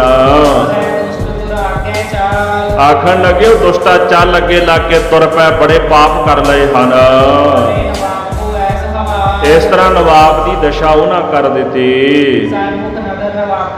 ਸ਼ਹੀਦ ਸਿੰਘ ਕੇਵਲ ਨਵਾਬ ਨੂੰ ਹੀ ਨਜ਼ਰ ਆ ਰਹੇ ਹਨ। ਵੱਡੇ ਵੱਡੇ ਦਮਾਲੇ ਸਜਾਏ ਨੀਲੇ ਰੰਗ ਦੇ ਸੀਸ ਉੱਪਰ, ਵਿੱਚ ਕਰਦਾਂ ਲੱਗੀਆਂ ਹੋਈਆਂ। ਜਿਵੇਂ ਨਿਹੰਗ ਸਿੰਘ ਵੇਖੇ ਨਾ ਦਮਾਲੇ ਵਿੱਚ ਕਿੰਨੇ ਸ਼ਸਤਰ ਹੁੰਦੇ ਉਹਨਾਂ ਦੇ। ਉਹ ਸਜਾਵਟ ਵਾਸਤੇ ਨਹੀਂ ਹੁੰਦੀ, ਲੋੜ ਪੈਣ ਤੇ ਚਲਾਉਂਦੇ ਵੀ ਨੇ। ਅੱਜ ਤਾਂ ਕੇਵਲ ਸਜਾਵਟ ਬਣ ਕੇ ਰਹਿ ਗਈ ਨਾ। ਇੰਨੇ ਕੁ ਸ਼ਸਤਰ ਦਮਾਲੇ ਵਿੱਚ ਲਾਏ ਹੁੰਦੇ ਸਨ ਵੀ ਜਦੋਂ ਜੰਗ ਕਰਦੇ ਸਨ, ਜੇ ਕਿਤੇ ਤਲਵਾਰ ਵੀ ਵੱਜ ਜਾਣੀ ਤੇ ਦਮਾਲਾ ਨਹੀਂ ਸੀ ਕੱਟ ਹੁੰਦਾ। ਉਹਨਾਂ ਦੇ ਸੀਸ ਜਿਹੜਾ ਸੀ, ਸੀਸ ਨੂੰ ਨੁਕਸਾਨ ਨਹੀਂ ਸੀ ਪਹੁੰਚਦਾ। ਚੱਕਰ ਵੀ ਹੁੰਦੇ ਸੀ, ਸ਼ਸਤਰ ਵੀ ਹੁੰਦੇ ਸੀ, ਤੇ ਜਿਹੜਾ ਤੋੜਾ ਆਦਿਕ ਪਾਇਆ ਹੁੰਦਾ ਸੀ ਵਿੱਚ, ਤੇ ਇੱਥੇ ਦਮਾਲਾ ਕਿੱਥੇ ਹਿੱਲ ਜਾਣਾ ਉਹਨਾਂ ਦਾ। ਤੇ ਕਹਿੰਦੇ ਨੀਲੇ ਰੰਗ ਦੇ ਦਮਾਲੇ, ਸੀਸ ਦੇ ਵਿੱਚ ਕਰਦਾਂ ਪਾਈਆਂ ਹੋਈਆਂ, ਤੇ ਚੱਕਰ ਜਿਹੜੇ ਨੇ, ਚੱਕਰ ਫੜ ਕੇ ਹੱਥ ਦੇ ਵਿੱਚ ਘੁਮਾਉਂਦੇ ਹਨ। ਸਿੰਘਾਂ ਦਾ ਇਹੋ ਜਿਹਾ ਸ਼ਹੀਦ ਸਿੰਘਾਂ ਦਾ ਸਰੂਪ ਵੇਖ ਕੇ ਨਵਾਬ ਥਰ ਥਰ ਕੰਬਦਾ ਹੈ। ਬਾਰ-ਬਾਰ ਆਪਣੇ ਪੈਗੰਬਰ ਦਾ ਨਾਮ ਮੁਖ ਤੋਂ ਜਪਦਾ ਹੈ। ਸਾਧ ਸੰਗਤ ਜੀ ਉਸੇ ਵਕਤ ਹਜ਼ਰਾਤ ਕਰਕੇ ਕਹਿੰਦੇ ਪੀਰ ਮੰਗਾਉਂਦਾ ਹੈ। ਕੌਣ? ਜਿਹੜੇ ਕਾਜੀ ਮਲਾਣੇ ਸਨ, ਹਜ਼ਰਾਤ ਕਰਕੇ ਪੀਰ ਮੰਗਾਉਂਦੇ ਹਨ ਆਪਣੇ। ਜਦੋਂ ਭਜੰਗੀ ਨਿਹੰਗ ਸਿੰਘਾਂ ਨੂੰ, ਸ਼ਹੀਦ ਸਿੰਘਾਂ ਨੂੰ ਵੇਖਦੇ ਹੋ ਵੀ ਰਫੂ ਚੱਕਰ ਹੋ ਜਾਂਦੇ ਉੱਥੋਂ। ਜਿਵੇਂ ਕਈਆਂ ਪੀਰ ਵਸ ਕੀਤੇ ਹੁੰਦੇ ਨਾ, ਅੱਜ ਕੱਲ੍ਹ ਵੀ ਇਹੋ ਜਿਹੇ ਕਈ ਬੈਠੇ ਵੀ ਅਸਾਂ ਫਲਾਣਾ ਟਮਕਾਣਾ ਪੀਰ ਵਸ ਕੀਤਾ, ਉਦੋਂ ਵੀ ਬੜੇ ਇਦਾਂ ਦੇ ਸਨ। ਉਹ ਕਾਜੀ ਮਲਾਣੇ ਕਹਿੰਦੇ ਆਪਣੇ ਪੀਰ ਫਕੀਰ ਜਿਹੜੇ ਨੇ ਆਦਿਕ, ਉਹਨਾਂ ਨੂੰ ਪੀਰਾਂ ਫਕੀਰਾਂ ਨੂੰ ਭੂਤਾਂ ਨੂੰ ਬੁਲਾਉਂਦੇ ਨੇ ਵੀ ਖਹਿੜਾ ਛਡਾਓ ਇਹਨਾਂ ਦਾ, ਵੀ ਕੋਈ ਗੁਪਤ ਸ਼ਕਤੀ ਗੈਬੀ ਸ਼ਕਤੀ ਨਾ ਹੋਵੇ। ਤੇ ਕਹਿੰਦੇ ਜਦੋਂ ਆਉਂਦੇ ਨਾ ਤੇ ਮੂਹਰੇ ਸਿੰਘ ਖੜੇ ਹੁੰਦੇ ਸ਼ਹੀਦ ਸਿੰਘ, ਤਾਂ ਸ਼ਹੀਦ ਸਿੰਘਾਂ ਨੂੰ ਵੇਖ ਕੇ ਉੱਥੋਂ ਰਫੂ ਚੱਕਰ ਹੋ ਜਾਂਦੇ, ਭੱਜ ਜਾਂਦੇ ਹਨ।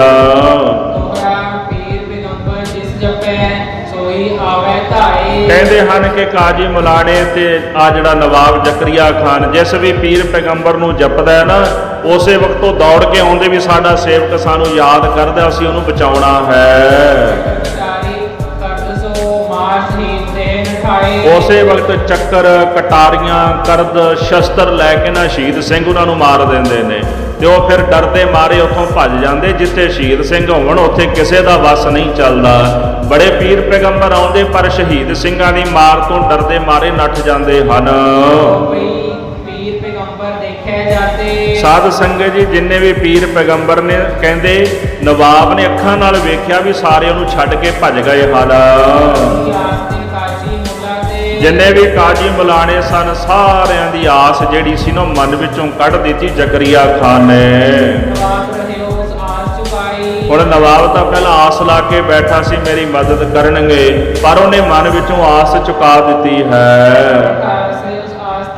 ਹੁਣ ਜਦੋਂ ਨਵਾਬ ਦੇ ਸਾਰੇ ਰਸਤੇ ਬੰਦ ਹੋ ਗਏ, ਵੈਦ ਇਲਾਜ ਨਾ ਕਰ ਸਕੇ, ਕਾਜੀ ਮਲਾਣੇ ਨਜ਼ੂਮੀ ਵੈਦ ਨਾ ਉਹਦਾ ਇਲਾਜ ਨਾ ਕਰ ਸਕੇ, ਫਿਰ ਮਨ ਵਿੱਚ ਸੋਚਿਆ ਵੀ ਭਾਈ ਤਾਰੂ ਸਿੰਘ ਦੇ ਬਚਨ ਨੇ, ਲੱਗਦਾ ਵੀ ਸ਼ਰਾਪ ਲੱਗ ਗਿਆ ਭਾਈ ਤਾਰੂ ਸਿੰਘ ਦਾ। ਫਿਰ ਉਹਨੇ ਖਾਲਸੇ ਦੀ ਆਸ ਆਪਣੇ ਮਨ ਦੇ ਵਿੱਚ ਤੱਕੀ ਹੈ। ਕਹਿੰਦੇ ਜਦੋਂ ਕਿਸੇ ਬੰਦੇ ਦੇ ਸਿਰ ਤੇ ਕਿਸੇ ਪ੍ਰਕਾਰ ਦਾ ਦੁੱਖ ਆਉਂਦਾ ਹੈ ਉਹਨੂੰ ਸਾਰੇ ਧੰਦੇ ਬੁਰੇ ਲੱਗਦੇ ਨੇ। ਸਿੰਘਾਂ ਦਾ ਕਤਲ ਕਰਨਾ ਇਹਨੂੰ ਬੜਾ ਚੰਗਾ ਲੱਗਦਾ ਸੀ, ਸ਼ੌਂਕ ਨਾਲ ਲੱਗਦਾ ਸੀ। ਅੱਜ ਉਹ ਕੰਮ ਮਾੜਾ ਲੱਗਣ ਲੱਗ ਗਿਆ, ਸਿੰਘ ਚੰਗੇ ਲੱਗਣ ਲੱਗ ਪਏ ਵੀ ਮੈਂ ਜਾ ਕੇ ਸਿੰਘਾਂ ਨੂੰ ਬੇਨਤੀ ਕਰਾਂ, ਕਿਰਪਾ ਕਰੋ ਵੀ ਮੇਰਾ ਰੋਗ ਜਿਹੜਾ ਨਿਵਰਤ ਹੋ ਜਾਵੇ। ਸਾਧ ਸੰਗਤ ਜੀ ਕਹਿੰਦੇ ਹਨ ਕਿ ਮਨੁੱਖ ਜਿਹੜਾ ਹੈ ਇਹ ਕਦੋਂ ਪੀਰਾਂ ਫਕੀਰਾਂ ਦੇ ਕੋਲ ਆਉਂਦਾ ਹੈ? ਜਦੋਂ ਦੁਖੀ ਹੁੰਦਾ ਹੈ। ਉਂਝ ਤਾਂ ਨਹੀਂ ਕੋਈ ਵੜਦਾ ਗੁਰਦੁਆਰੇ, ਇਹੀ ਹੈ ਨਾ, ਗੁਰਦੁਆਰੇ ਤਾਂ ਉਦੋਂ ਹੀ ਵੜਦਾ ਨਾ ਬੰਦਾ ਜਦੋਂ ਲੋੜ ਹੋਵੇ। ਤਿੰਨ ਤਰ੍ਹਾਂ ਦੇ ਬੰਦੇ ਆਉਂਦੇ ਰੱਬ ਦੇ ਘਰ ਵਿੱਚ, ਇੱਕ ਧਨ ਮੰਗਣ ਵਾਲੇ, ਇੱਕ ਜਿਨ੍ਹਾਂ ਨੂੰ ਰੋਗ ਹੋਵੇ, ਦੁਖੀ ਹੋਵਣ, ਉਹ ਆਉਂਦੇ। ਤੀਜੇ ਪਤਾ ਕੌਣ ਆਉਂਦੇ ਨੇ? ਤੀਜੇ ਕੌਣ ਆਉਂਦੇ ਨੇ? ਤੀਜੇ ਉਹ ਲੋਕ ਆਉਂਦੇ ਨੇ ਜਿਹੜੇ ਸੁੱਖ ਦੀ ਖੈਰ ਮੰਗਣ ਆਉਂਦੇ ਵੀ ਰੱਬਾ ਸੁੱਖ ਦਿੱਤਾ ਕਿਤੇ ਖੋਹ ਨਾ ਲਈ। ਤੀਜੇ ਉਹ ਹੁੰਦੇ ਨੇ। ਰੱਬ ਨੂੰ ਧਿਆਉਣ ਵਾਲੇ ਤਾਂ ਵਿਰਲੇ ਵਿਰਲੇ ਹੀ ਹੁੰਦੇ ਨੇ, ਕੋਈ ਵਿਰਲਾ ਵਿਰਲਾ। ਜਗ ਮਹਿ ਉਤਮ ਕਾਢੀਆ ਹੈ ਵਿਰਲੇ ਕਈ ਕੇ, ਵਿਰਲੇ ਵਿਰਲੇ ਹੁੰਦੇ ਨੇ। ਸਾਡੇ ਵਿੱਚ ਕਰੀਬਨ ਭਾਵੇਂ ਮੈਂ ਹੀ ਆ, ਭਾਵੇਂ ਕੋਈ ਹੋਰ ਹੈ, ਕੋਈ ਦੁੱਖ ਕਰਕੇ ਆਉਂਦਾ, ਕਿਸੇ ਕੋਲ ਧਨ ਕੋਈ ਨਹੀਂ, ਧਨ ਲੈਣ ਦੁੱਧ ਪੁੱਤਰ ਲੈਣ ਆਉਂਦਾ, ਤੇ ਤਕਰੀਬਨ ਲੋਕ ਰੱਬ ਦੇ ਕੋਲ ਇਸ ਕਰਕੇ ਆਉਂਦੇ ਵੀ ਕਿਤੇ ਸਾਡੇ ਕੋਲ ਦਿੱਤੇ ਹੋਏ ਸੁੱਖ ਨਾ ਰੱਬ ਦੁਬਾਰਾ ਖੋਹ ਲਏ। ਬਹੁਤੇ ਲੋਕ ਆਪਣੇ ਸੁੱਖ ਦੀ ਖੈਰ ਮੰਗਣ ਆਉਂਦੇ ਨੇ। ਰੱਬ ਨੂੰ ਰੱਬ ਸਮਝਣ ਵਾਲੇ ਦੁਨੀਆ ਦੇ ਵਿੱਚ ਵਿਰਲੇ ਵਿਰਲੇ ਹੁੰਦੇ ਨੇ, ਜਿਹੜੇ ਰੱਬ ਦੇ ਗੁਲਾਮ ਬਣ ਕੇ ਵਾਕਿਆ ਉਹ ਰੱਬ ਦੇ ਘਰ ਵਿੱਚ ਰੱਬ ਨੂੰ ਰੱਬ ਸਮਝ ਕੇ ਆਉਂਦੇ ਨੇ। ਮੈਂ ਲੋਕਾਂ ਦੀ ਬਿਰਤੀ ਬਦਲਦੀ ਵੇਖੀ, ਪਲ ਪਲ ਵਿੱਚ ਲੋਕਾਂ ਦੀ ਸੁਰਤ ਬਦਲਦੀ ਵੇਖੀ ਹੈ। ਪਲ ਪਲ ਵਿੱਚ ਕੀ, ਕਦੇ ਕੀ, ਕਦੇ ਕੀ, ਇਹੋ ਜਿਹੀ ਦ੍ਰਿਸ਼ਟੀ ਲੋਕਾਂ ਦੀ ਬਣ ਗਈ। ਕਦੇ ਕੀ ਬਣ ਜਾਂਦੇ, ਕਦੇ ਕੀ ਬਣ ਜਾਂਦੇ ਨੇ। ਜਿਸ ਮਨੁੱਖ ਦੀ ਇਹੋ ਜਿਹੀ ਬਿਰਤੀ ਬਣਦੀ ਰਹਿੰਦੀ ਹੈ ਤੇ ਉਹ ਜਾਂ ਤਾਂ ਪਖੰਡੀ ਹੋ ਸਕਦਾ ਤੇ ਜਾਂ ਕੇਵਲ ਉਹ ਰੱਬ ਦੇ ਘਰ ਦੇ ਵਿੱਚ ਸੁੱਖ ਦੀ ਖੈਰ ਮੰਗਣ ਆਉਂਦਾ ਹੈ, ਤੇ ਜਾਂ ਫਿਰ ਆਪਣੇ ਦੁੱਖਾਂ ਦੀ ਨਿਵਰਤੀ ਵਾਸਤੇ ਆਉਂਦਾ। ਹੋਰ ਕੋਈ ਹੋਰ ਲਾਲਸਾ ਨਹੀਂ ਹੁੰਦੀ ਬੰਦੇ ਦੇ ਮਨ ਦੇ ਵਿੱਚ। ਠੀਕ ਹੈ ਵੀ ਗੁਰਦੁਆਰੇ ਜਾਈਏ, ਕੰਮ ਤੇ ਜਾਣਾ, ਮੱਥਾ ਟੇਕ ਜਾਈਏ, ਕਿਤੇ ਰੱਬ ਗੁੱਸੇ ਨਾ ਹੋ ਜਾਏ ਵੀ ਤੂੰ ਗੁਰਦੁਆਰੇ ਨਹੀਂ ਆਇਆ। ਜੇ ਤੇਰੇ ਭਾਗਾਂ ਵਿੱਚ ਸੁੱਖ ਹੈ ਤੇ ਨਾ ਵੀ ਆਏਗਾ ਤੇ ਤਾਂ ਵੀ ਉਹਨੂੰ ਕੋਈ ਫਰਕ ਨਹੀਂ ਪੈਣਾ। ਜਦੋਂ ਤੇਰੇ ਕਰਮ ਜਿਹੜੇ ਮੁੱਕ ਗਏ ਉਦੋਂ ਫਿਰ ਦੁੱਖ ਆ ਜਾਣਾ, ਫਿਰ ਰੱਬ ਨੂੰ ਚੇਤੇ ਕਰੇਗਾ। ਹਾਂ, ਜੇ ਤੇਰੇ ਕਰਮਾਂ 'ਚ ਦੁੱਖ ਲਿਖਿਆ, ਜੇ ਰੱਬ ਨੂੰ ਚੇਤੇ ਕਰੇਗਾ ਤੇ ਤੈਨੂੰ ਇੰਨੀ ਸਜ਼ਾ ਨਹੀਂ ਮਿਲੇਗੀ। ਅੱਗੋਂ ਦੇ ਜੇ ਚੇਤੀ ਹੈ ਤਾਂ ਕਾਇਤ ਮਿਲੈ ਸਜਾਏ। ਕੰਮ ਪੈਣ ਤੇ ਆ ਗਿਆ, ਅੜ ਗਿਆ ਕੰਮ, ਫਿਰ ਅਰਦਾਸ ਕਰਦਾ ਜੀ ਬਿਘਨ ਨਾ ਕਊ ਲਾਗਤਾ, ਵੀ ਰੱਬ ਤਾਂ ਅਰਦਾਸ ਕਰੀਏ ਤੇ ਬਿਘਨ ਨਹੀਂ ਲੱਗਣ ਦਿੰਦਾ। ਉਂਝ ਰੱਬ ਨੂੰ ਕੋਈ ਪੁੱਛਦਾ ਹੀ ਨਹੀਂ। ਫਿਰ ਤਾਂ ਗੁਰਦੁਆਰੇ ਦੇ ਮੂਹਰਿਓਂ ਵੀ ਲੰਘ ਜਾਂਦੇ ਨੇ, ਸਮਾਂ ਹੀ ਨਹੀਂ ਹੁੰਦਾ ਸਾਡੇ ਕੋਲ, ਇੰਨਾ ਮਨੁੱਖ ਬਿਜ਼ੀ ਹੋ ਜਾਂਦਾ ਹੈ। ਸੋ ਕਹਿਣ ਤੋਂ ਭਾਵ ਇਹ ਹੈ ਕਿ ਇੱਥੇ ਭਾਈ ਰਤਨ ਸਿੰਘ ਜੀ ਲਿਖਦੇ, ਦੀਨ ਬਦੀਨ ਪੀਰ ਗੁਰ ਜੇਤੇ। ਦੁਨੀਆ ਦੇ ਵਿੱਚ ਜਿੰਨੇ ਵੀ ਪੀਰ ਫਕੀਰ ਗੁਰੂ ਆਦਿਕ ਹਨ, ਜਿੰਨੇ ਦੁਖੀ ਲੋਕ ਨੇ ਜਾ ਕੇ ਉਹਨਾਂ ਦੀ ਸੇਵਾ ਕਰਦੇ ਹਨ। ਹੁਣ ਜਿਨ੍ਹਾਂ ਦੇ ਕੋਲ ਉਹਨਾਂ ਦਾ ਭਲਾ ਨਹੀਂ ਹੁੰਦਾ, ਫਿਰ ਜਿਹੜੇ ਲੋਕ ਆਣ ਫਿਰ ਉਹ ਹੋਰ ਜਾ ਕੇ ਹੋਰਾਂ ਦੀ ਸੇਵਾ 'ਚ ਲੱਗ ਜਾਂਦੇ ਨੇ ਵੀ ਜੇ ਇੱਕ ਕੋਲੋਂ ਕੰਮ ਨਹੀਂ ਹੋਇਆ ਦੂਜੇ ਕੋਲ ਉਹ ਪੂਰਾ ਹੋਏਗਾ, ਉਹਦੇ ਕੋਲ ਜਾ ਵੜਦੇ ਨੇ। ਦੂਜੇ ਕੋਲੋਂ ਕੰਮ ਪੂਰਾ ਨਹੀਂ ਹੋਇਆ, ਤੀਜੇ ਕੋਲ ਜਾ ਵੜਦੇ ਵੀ ਆਹ ਬਾਬਾ ਕੱਚਾ, ਫਿਰ ਉਹ ਕੱਚਾ, ਫਿਰ ਉਹ ਕੱਚਾ। ਜਦੋਂ ਮਨਸਾ ਪੂਰੀ ਨਹੀਂ ਹੁੰਦੀ ਤੇ ਫਿਰ ਰੋਜ਼ ਰੱਬ ਵੀ ਬਦਲਦੇ ਨੇ, ਤੇ ਰੋਜ਼ ਮਨੁੱਖ ਪੀਰਾਂ ਫਕੀਰਾਂ ਨੂੰ ਵੀ ਬਦਲਦਾ ਹੈ, ਢੋਂਗੀਆਂ ਨੂੰ ਵੀ ਬਦਲਦਾ ਰਹਿੰਦਾ ਵੀ ਆਹ ਬਾਬੇ ਦੀ ਕਲਾਮ ਨਹੀਂ ਚੱਲੀ, ਵੀ ਅਗਲੇ ਕੋਲ ਚੱਲਨੇ ਆ, ਉਹ ਕੋਈ ਵੱਡਾ ਜਿਹਾ ਮੰਤਰ ਚਲਾ ਦੇਗਾ। ਭਾਵ ਇਹੀ ਹੈ ਨਾ ਵੀ ਇਹੋ ਜਿਹੀ ਬਿਰਤੀ ਮਨੁੱਖ ਦੀ ਬਣ ਗਈ ਵੀ ਇਹ ਕੱਚਾ ਤੇ ਅਗਲੇ ਤੋਂ ਤੁਰ ਪਾਓ। ਔਰ ਮੈਂ ਇੱਕ ਗੱਲ ਦਾਅਵੇ ਨਾਲ ਤੁਹਾਨੂੰ ਕਹਿੰਦਾ ਆ ਕਿ ਗੁਰੂ ਗ੍ਰੰਥ ਸਾਹਿਬ ਦੇ ਚਰਨਾਂ ਵਿੱਚ ਆ ਕੇ ਲੜ ਫੜ ਲਓ ਇਹਨਾਂ ਦਾ। ਕੋਈ ਪੂਰਨ ਮਹਾਂਪੁਰਸ਼ ਹੋਵੇ ਉਹਦੇ ਕੋਲੋਂ ਸਿੱਖੀ ਦਾ ਨਾਮ ਦਾ ਉਪਦੇਸ਼ ਲੈ ਲਓ, ਤੁਹਾਡਾ ਭਲਾ ਹੋ ਜਾਏਗਾ। ਜਿਹੜੇ ਆਪਣੀਆਂ ਦੁਕਾਨਾਂ ਬਣਾ ਕੇ ਬੈਠੇ ਨਾ ਵੀ ਆਹ ਕਰ ਲਓ, ਆਹ ਕਰ ਲਓ, ਇਹ ਤੁਹਾਡਾ ਬੇੜਾ ਡੁੱਬਣਗੇ। ਉਹਨਾਂ ਦਾ ਆਪਣਾ ਤਾਂ ਡੁੱਬਿਆ, ਤੁਹਾਡਾ ਵੀ ਡੁੱਬਣਗੇ। ਗੁਰੂ ਗ੍ਰੰਥ ਸਾਹਿਬ ਦੇ ਲੜ ਲੱਗ ਜਾਓ, ਤੁਹਾਡਾ ਭਲਾ ਹੋਵੇਗਾ। ਇਸ ਕਰਕੇ ਦੋ ਪੁਰਸ਼ ਸੰਸਾਰ ਵਿੱਚ, ਪਹਿਲਾ ਗੁਰੂ ਧੰਨ ਗੁਰੂ ਗ੍ਰੰਥ ਸਾਹਿਬ ਜੀ ਮਹਾਰਾਜ, ਦੂਸਰੇ ਬੰਦਗੀ ਵਾਲੇ ਮਹਾਂਪੁਰਖ ਗੁਰੂ ਦੇ ਸਿੱਖ।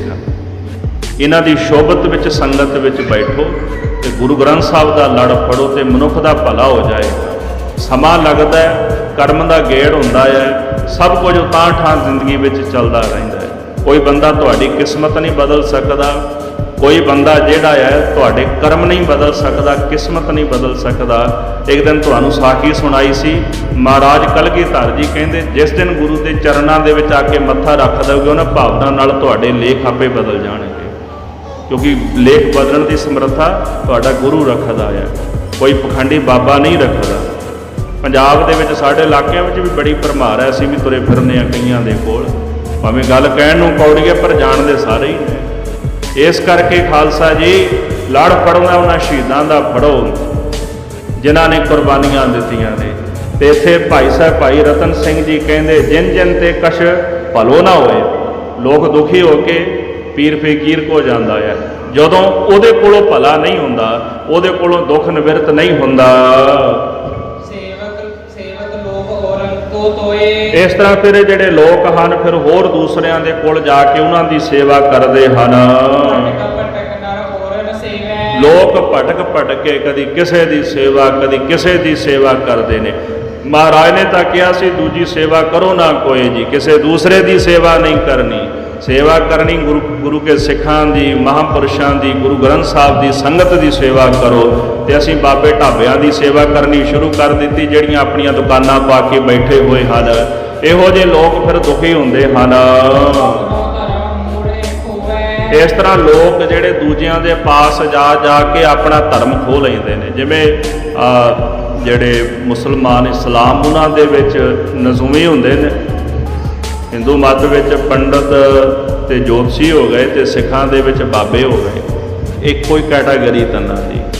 ਜੇ ਜੋਤਸ਼ੀ ਸੱਚਾ ਨਹੀਂ, ਨਜ਼ੂਮੀ ਸੱਚਾ ਨਹੀਂ, ਤੇ ਸੱਚਾ ਸਾਡੇ ਵਾਲਾ ਵੀ ਕੋਈ ਨਹੀਂ। ਗੱਲ ਭਾਵੇਂ ਕੌੜੀ ਹੈ, ਫਰਕ ਇੰਨਾ ਕੁ ਹੈ, ਉਹ ਕਹਿੰਦਾ ਜੀ ਤੁਸੀਂ ਜਾ ਕੇ ਦਾਲ ਚੜਾ ਦਿਓ, ਰਹਿਤ ਮਰਿਆਦਾ ਕੀ ਸੀ? ਸਿੱਖਾਂ ਤੇਰੀ ਭਾਵਨਾ ਹੈ, ਗੁਰੂ ਗ੍ਰੰਥ ਸਾਹਿਬ ਦੀ ਹਜ਼ੂਰੀ ਵਿੱਚ ਆ, ਆਪਣੇ ਹੱਥੀਂ ਕੜਾਹ ਪ੍ਰਸ਼ਾਦ ਦੀ ਦੇਗ ਤਿਆਰ ਕਰ, ਮਰਿਆਦਾ ਨਾਲ ਸਰਬਲੋਹ ਦੇ ਵਿੱਚ 3 ਸ੍ਰੀ ਅਨੰਦ ਸਾਹਿਬ ਦੇ ਸੰਪੂਰਨ ਪਾਠ ਕਰ, ਗੁਰੂ ਸਾਹਿਬ ਦੀ ਹਜ਼ੂਰੀ ਵਿੱਚ ਲਿਆ ਕੇ ਦੇਗ ਰੱਖ ਕੇ ਅਰਦਾਸ ਕਰ, ਗੁਰੂ ਤੇਰਾ ਕਾਰਜ ਕਰੇਗਾ। ਹਾਂ, ਤੇਰੀ ਭਾਵਨਾ ਤੇ ਤੇਰਾ ਭਾਂਡਾ ਬਣਿਆ ਹੋਣਾ ਚਾਹੀਦਾ ਹੈ। ਮਹਾਰਾਜ ਜੀ ਨੇ ਮਰਿਆਦਾ ਬਣਾਈ, ਅਸੀਂ ਬਾਬਿਆਂ ਕੋਲ ਤੁਰ ਪਏ। ਕੜਾਹ ਪ੍ਰਸ਼ਾਦ ਦੀ ਦੇਗ ਅਸੀਂ ਕੇਵਲ ਪ੍ਰਸ਼ਾਦ ਕਹਿ ਦਿੱਤਾ, ਪ੍ਰਸ਼ਾਦ ਹੈ। ਖਾਲਸਾ ਜੀ ਇਹ ਪ੍ਰਸ਼ਾਦ ਸੱਚਖੰਡ ਤੋਂ ਆਇਆ ਹੈ। ਇੱਦਾਂ ਨਹੀਂ ਪ੍ਰਸ਼ਾਦ ਬਣਦਾ, 5 ਚੀਜ਼ਾਂ ਨਾਲ ਬਣਦਾ ਹੈ। 5 ਤੱਤ ਨੇ, 5 ਬਾਣੀਆਂ ਨੇ, 5 ਪ੍ਰਾਣ ਨੇ ਮਨੁੱਖ ਦੇ ਸਰੀਰ ਦੇ ਵਿੱਚ, 5 ਕਕਾਰ ਨੇ ਗੁਰੂ ਸਾਹਿਬ ਨੇ ਸਾਨੂੰ ਬਖਸ਼ਿਸ਼ ਕੀਤੇ, 5 ਅੰਮ੍ਰਿਤ ਵੇਲੇ ਦੀਆਂ ਬਾਣੀਆਂ ਗੁਰੂ ਨੇ ਬਖਸ਼ਿਸ਼ ਕੀਤੀਆਂ, 5 ਪਿਆਰੇ ਬਖਸ਼ਿਸ਼ ਕੀਤੇ। ਤੇ ਕੜਾਹ ਪ੍ਰਸ਼ਾਦ ਨੂੰ ਪੰਚਾਂ ਅੰਮ੍ਰਿਤ ਕੜਾਹ ਪ੍ਰਸ਼ਾਦ ਦੀ ਦੇਗ ਕਹਿੰਦੇ। 5 ਅੰਮ੍ਰਿਤ ਤੋਂ ਬਣਦੀ ਗੁਰੂ ਨੇ ਮਰਿਆਦਾ ਐਵੇਂ ਨਹੀਂ ਬਣਾਈ। ਤੇ ਅਸੀਂ ਫਿਰ ਦੰਬੀਆਂ ਦੇ ਦੁਆਰਿਆਂ ਤੇ ਜਾ ਕੇ ਭਟਕਦੇ ਫਿਰਦੇ ਹਾਂ। ਇਹ ਅਰਦਾਸ ਤਾਂ ਕਰ ਰਹੇ ਹਾਂ ਬਾਰ-ਬਾਰ, ਮੇਰੀ ਕਿਸੇ ਨਾਲ ਵਿਰੋਧਤਾ ਨਹੀਂ, ਪਰ ਸਿੱਖ ਹੋਣ ਦੇ ਨਾਤੇ ਸਾਡਾ ਸਾਰਿਆਂ ਦਾ ਫਰਜ਼ ਬਣਦਾ ਵੀ ਅਸੀਂ ਆਪਣੇ ਗੁਰੂ ਦਾ ਲੜ ਫੜੀਏ, ਦੰਬੀਆਂ ਪਖੰਡੀਆਂ ਦਾ ਲੜ ਨਾ ਫੜੀਏ। ਜਿਹੜੇ ਆਪ ਭਿਖਾਰੀ ਤੁਹਾਡੇ ਕੋਲੋਂ 100-100 ਰੁਪਏ ਦੀ ਆਸ ਰੱਖਦੇ ਨੇ ਵੀ ਚੇਲਾ ਆਇਆ 100 ਰੁਪਇਆ ਮੇਰੀ ਜੇਬ 'ਚ ਪਾ ਕੇ ਜਾਏਗਾ ਇਹ, ਤੇ ਜਿਹੜਾ ਆਪ ਭੁੱਖਾ ਮਰਦਾ ਆ ਤੁਹਾਨੂੰ ਕਿੱਥੋਂ ਰਾਜ ਲੈ ਕੇ ਦੇ ਦੇਗਾ, ਤੁਹਾਨੂੰ ਕਿੱਥੇ ਕੈਨੇਡਾ ਅਮਰੀਕਾ ਦਾ ਵੀਜ਼ਾ ਲੈ ਦੇਗਾ? ਉਹਦਾ ਆਪਣਾ ਤਾਂ ਲੱਗਦਾ ਕੋਈ ਨਹੀਂ। ਵੀ ਜਿਹਦੇ ਆਪਣੇ ਪੱਲੇ ਕੁਝ ਨਹੀਂ ਨਾ, ਉਹ ਇੱਥੇ ਬੈਠਾ ਬੈਠਾ ਤੁਹਾਨੂੰ ਦਿੱਲੀ ਦਾ ਰਾਜ ਦੇਣ ਲਈ ਤਿਆਰ ਬੈਠਾ ਹੋਇਆ ਵੀ ਤੁਸੀਂ ਮੇਰੇ ਕੋਲ ਆ ਜਾਓ, ਤੁਹਾਨੂੰ ਮੈਂ ਦਿੱਲੀ ਦਾ ਰਾਜ ਦੇ ਦੇਣਾ। ਵਾਕਿਆ ਹਾਲਾਤ ਇਦਾਂ ਦੇ ਬਣੇ ਹੋਏ ਕਿ ਨਹੀਂ? ਇਸ ਕਰਕੇ ਭਾਈ ਰਤਨ ਸਿੰਘ ਜੀ ਕਹਿੰਦੇ ਵੀ ਲੋਕ ਥਾਂ ਥਾਂ ਤੇ ਭਟਕਦੇ ਨੇ। ਉਹਨਾਂ ਦੇ ਹਾਲਾਤ ਕਿੱਦਾਂ ਦੇ ਨੇ ਪਤਾ? ਗੁਰੂ ਤੇਗ ਬਹਾਦਰ ਸਾਹਿਬ ਜੀ ਨੇ ਸ਼ਲੋਕਾਂ ਵਿੱਚ ਕਿਹਾ ਆ, ਬੰਦੇ ਦੀ ਹਾਲਤ ਕੁੱਤੇ ਵਰਗੀ ਹੋ ਗਈ ਹੈ, ਕੁੱਤੇ ਵਰਗੀ। ਮੈਂ ਨਹੀਂ ਕਹਿੰਦਾ, ਬਾਣੀ ਕਹਿੰਦੀ ਮਹਾਰਾਜ ਦੀ। ਗੁਰੂ ਸਾਹਿਬ ਜੀ ਕਹਿੰਦੇ ਜਿਹੜਾ ਮਨੁੱਖ ਹੈ ਇਹ ਸਵਾਨ ਦੀ ਹਾਲਤ ਹੋ ਗਈ। ਕੁੱਤਾ ਇੱਕ ਘਰ ਚੋਂ ਉੱਠ ਕੇ ਦੂਜੇ ਚੋਂ, ਦੂਜੇ ਚੋਂ ਤੀਜੇ, ਤੀਜੇ ਤੋਂ ਚੌਥੇ ਘਰ ਦੇ ਵਿੱਚ ਮੂੰਹ ਮਾਰਦਾ ਨਾ ਟੁਕੜੇ ਲੈਣ ਵਾਸਤੇ। ਬੰਦਾ ਵੀ ਪਖੰਡੀਆਂ ਦੰਬੀਆਂ ਦੇ ਘਰ ਦੇ ਵਿੱਚ ਟੁਕੜੇ ਖਾਣ ਲਈ ਮੂੰਹ ਮਾਰਦਾ ਫਿਰਦਾ ਹੈ। ਇਸ ਕਰਕੇ ਇੱਕ ਘਰ ਦੇ ਵਿੱਚ ਬੈਠਾ ਵਫਾਦਾਰ ਮਨੁੱਖ ਰੱਜ ਕੇ ਖਾਂਦਾ ਹੈ, ਦਰ ਦਰ ਤੇ ਭਟਕਣ ਵਾਲਾ ਭੁੱਖਾ ਮਰਦਾ ਹੈ। ਤੇ ਭਾਈ ਸਾਹਿਬ ਭਾਈ ਰਤਨ ਸਿੰਘ ਕਹਿੰਦੇ ਆਪਣੋ ਧਰਮ ਮੂੜ ਇਮ ਖੋਵੈ। ਇਹ ਮੂਰਖ ਲੋਕ ਇਸ ਤਰ੍ਹਾਂ ਭਾਈ ਆਪਣਾ ਧਰਮ ਗਵਾ ਲੈਂਦੇ ਹਨ। ਸੰਸਾਰ ਦੇ ਵਿੱਚ ਕੋਈ ਵਿਰਲਾ ਹੀ ਪੂਰਾ ਸਰੀਰ ਹੁੰਦਾ ਹੈ, ਕੋਈ ਰੱਬੀ ਮਹਾਂਪੁਰਸ਼ ਹੁੰਦਾ ਹੈ। ਜਦੋਂ ਬਾਣੀ ਨੇ ਦਾਵਾ ਕਰ ਦਿੱਤਾ ਹੈਨ ਵਿਰਲੇ, ਸੰਸਾਰ ਵਿੱਚ ਵਿਰਲੇ ਨੇ। ਨਾਮ ਜਪਣ ਵਾਲੇ, ਬੰਦਗੀ ਕਰਨ ਵਾਲੇ। ਕੋਟਨ ਮੈਂ ਨਾਨਕ ਕਉ ਨਾਰਾਇਣ ਜਿਹੇ ਚੀਤ, ਕਰੋੜਾਂ ਵਿੱਚ ਇੱਕ ਅੱਧਾ ਜਿਹਨੂੰ ਰੱਬ ਚੇਤੇ ਹੈ। ਗੁਰ ਪਰ ਹੀ ਰਾਖੈ ਧੀਰ। ਉਹ ਵਿਰਲੇ ਸੂਰਮੇ ਹੁੰਦੇ ਨੇ, ਪੂਰੇ ਸਰੀਰ ਹੁੰਦੇ ਨੇ, ਜਿਹੜੇ ਆਪਣੇ ਗੁਰੂ ਤੇ ਭਰੋਸਾ ਰੱਖਦੇ, ਧੀਰਜ ਰੱਖਦੇ ਨੇ, ਅਰਦਾਸ ਕਰਦੇ ਨੇ ਕਿ ਸਤਿਗੁਰੂ ਮੇਰਾ ਦੁੱਖ ਕੱਟ ਦੇਗਾ। ਗੁਰ ਸਿੱਖ ਕੋ ਜਗ ਮਾਹੇ। ਕੋਈ ਵਿਰਲਾ ਹੀ ਸੰਸਾਰ ਵਿੱਚ ਅਜਿਹਾ ਗੁਰੂ ਦਾ ਸਿੱਖ ਹੈ। ਹੋਏ ਨਾ ਦੁਖ ਕਰ ਆਵੇ। ਕਹਿੰਦੇ ਦੁੱਖ ਆ ਜਾਏ ਪਰ ਉਹ ਬੇਮੁਖ ਨਹੀਂ ਹੁੰਦਾ ਆਪਣੇ ਗੁਰੂ ਤੋਂ। ਗੁਰੂ ਦੇ ਲਾੜੀ ਲੱਗਿਆ ਰਹਿੰਦਾ ਹੈ, ਗੁਰੂ ਦੇ ਨਾਲ ਹੀ ਜੁੜਿਆ ਰਹਿੰਦਾ ਹੈ, ਕਦੀ ਵੀ ਬੇਮੁਖ ਨਹੀਂ ਹੁੰਦਾ ਗੁਰੂ ਤੋਂ। ਸਦਾ ਗੁਰੂ ਦੇ ਸਨਮੁਖ ਹੋ ਕਰਕੇ ਰਹਿੰਦਾ, ਗੁਰੂ ਦੇ ਬਚਨ ਜਿਹੜੇ ਕਮਾਉਂਦਾ ਹੈ। ਇਸ ਤਰ੍ਹਾਂ ਜਿਵੇਂ ਨਵਾਬ ਦੇ ਨਾਲ ਬੀਤੇਗੀ, ਜਿਵੇਂ ਜੁੱਤੀਆਂ ਪੈਣਗੀਆਂ ਜ਼ਕਰੀਆ ਖਾਨ ਨੂੰ। ਕੱਲ ਦੇ ਦੀਵਾਨ ਵਿੱਚ ਆਪ ਜੀ ਇਹ ਕਥਾ ਸਰਵਣ ਕਰੋਗੇ। ਸਮੇਂ ਦੀ ਸਮਾਪਤੀ, ਭੁੱਲਾਂ ਚੁੱਕਾਂ ਦੀ ਖਿਮਾ ਕਰਨੀ ਜੀ। ਹੇ ਗੋਬਿੰਦ, ਹੇ ਗੋਪਾਲ, ਹੇ ਦਇਆਲ, ਪ੍ਰਾਣਨਾਥ ਅਨਾਥ ਸਖੇ ਦੀਨ ਦਰਦ, ਹੇ ਸਮਰੱਥ ਅਗਮ ਪੂਰਨ ਮੋਹਿ ਮਾਯਾਤ, ਅੰਧ ਕੂਪ ਮਹਾ ਭਿਆਨ ਨਾਨਕ ਆਏ ਪ੍ਰਭ ਸਰਣਾਗਤੀ, ਕਿਰਪਾ ਨਿਤ ਦਇਆਲ। ਏਕ ਅਪਰ ਹਰ ਮਨ ਬਸਤ, ਨਾਨਕ ਹੋਤ ਨਿਹਾਲ। ਵਾਹਿਗੁਰੂ ਨਾਮ ਜਹਾਜ ਹੈ, ਚੜ੍ਹ ਸੋ ਤਰੇ ਪਾਰ। ਜੋ ਸ਼ਰਧਾ ਕਰ ਸੇਵੰਦੇ, ਗੁਰ ਪਾਰ ਉਤਾਰਨ। ਜੋ ਸ਼ਰਧਾ ਕਰ ਸੇਵੰਦੇ, ਗੁਰ ਪਾਰ ਉਤਾਰਨ ਹਾਰ। ਵਾਹਿਗੁਰੂ ਜੀ ਕਾ ਖਾਲਸਾ, ਵਾਹਿਗੁਰੂ ਜੀ ਕੀ ਫਤਿਹ।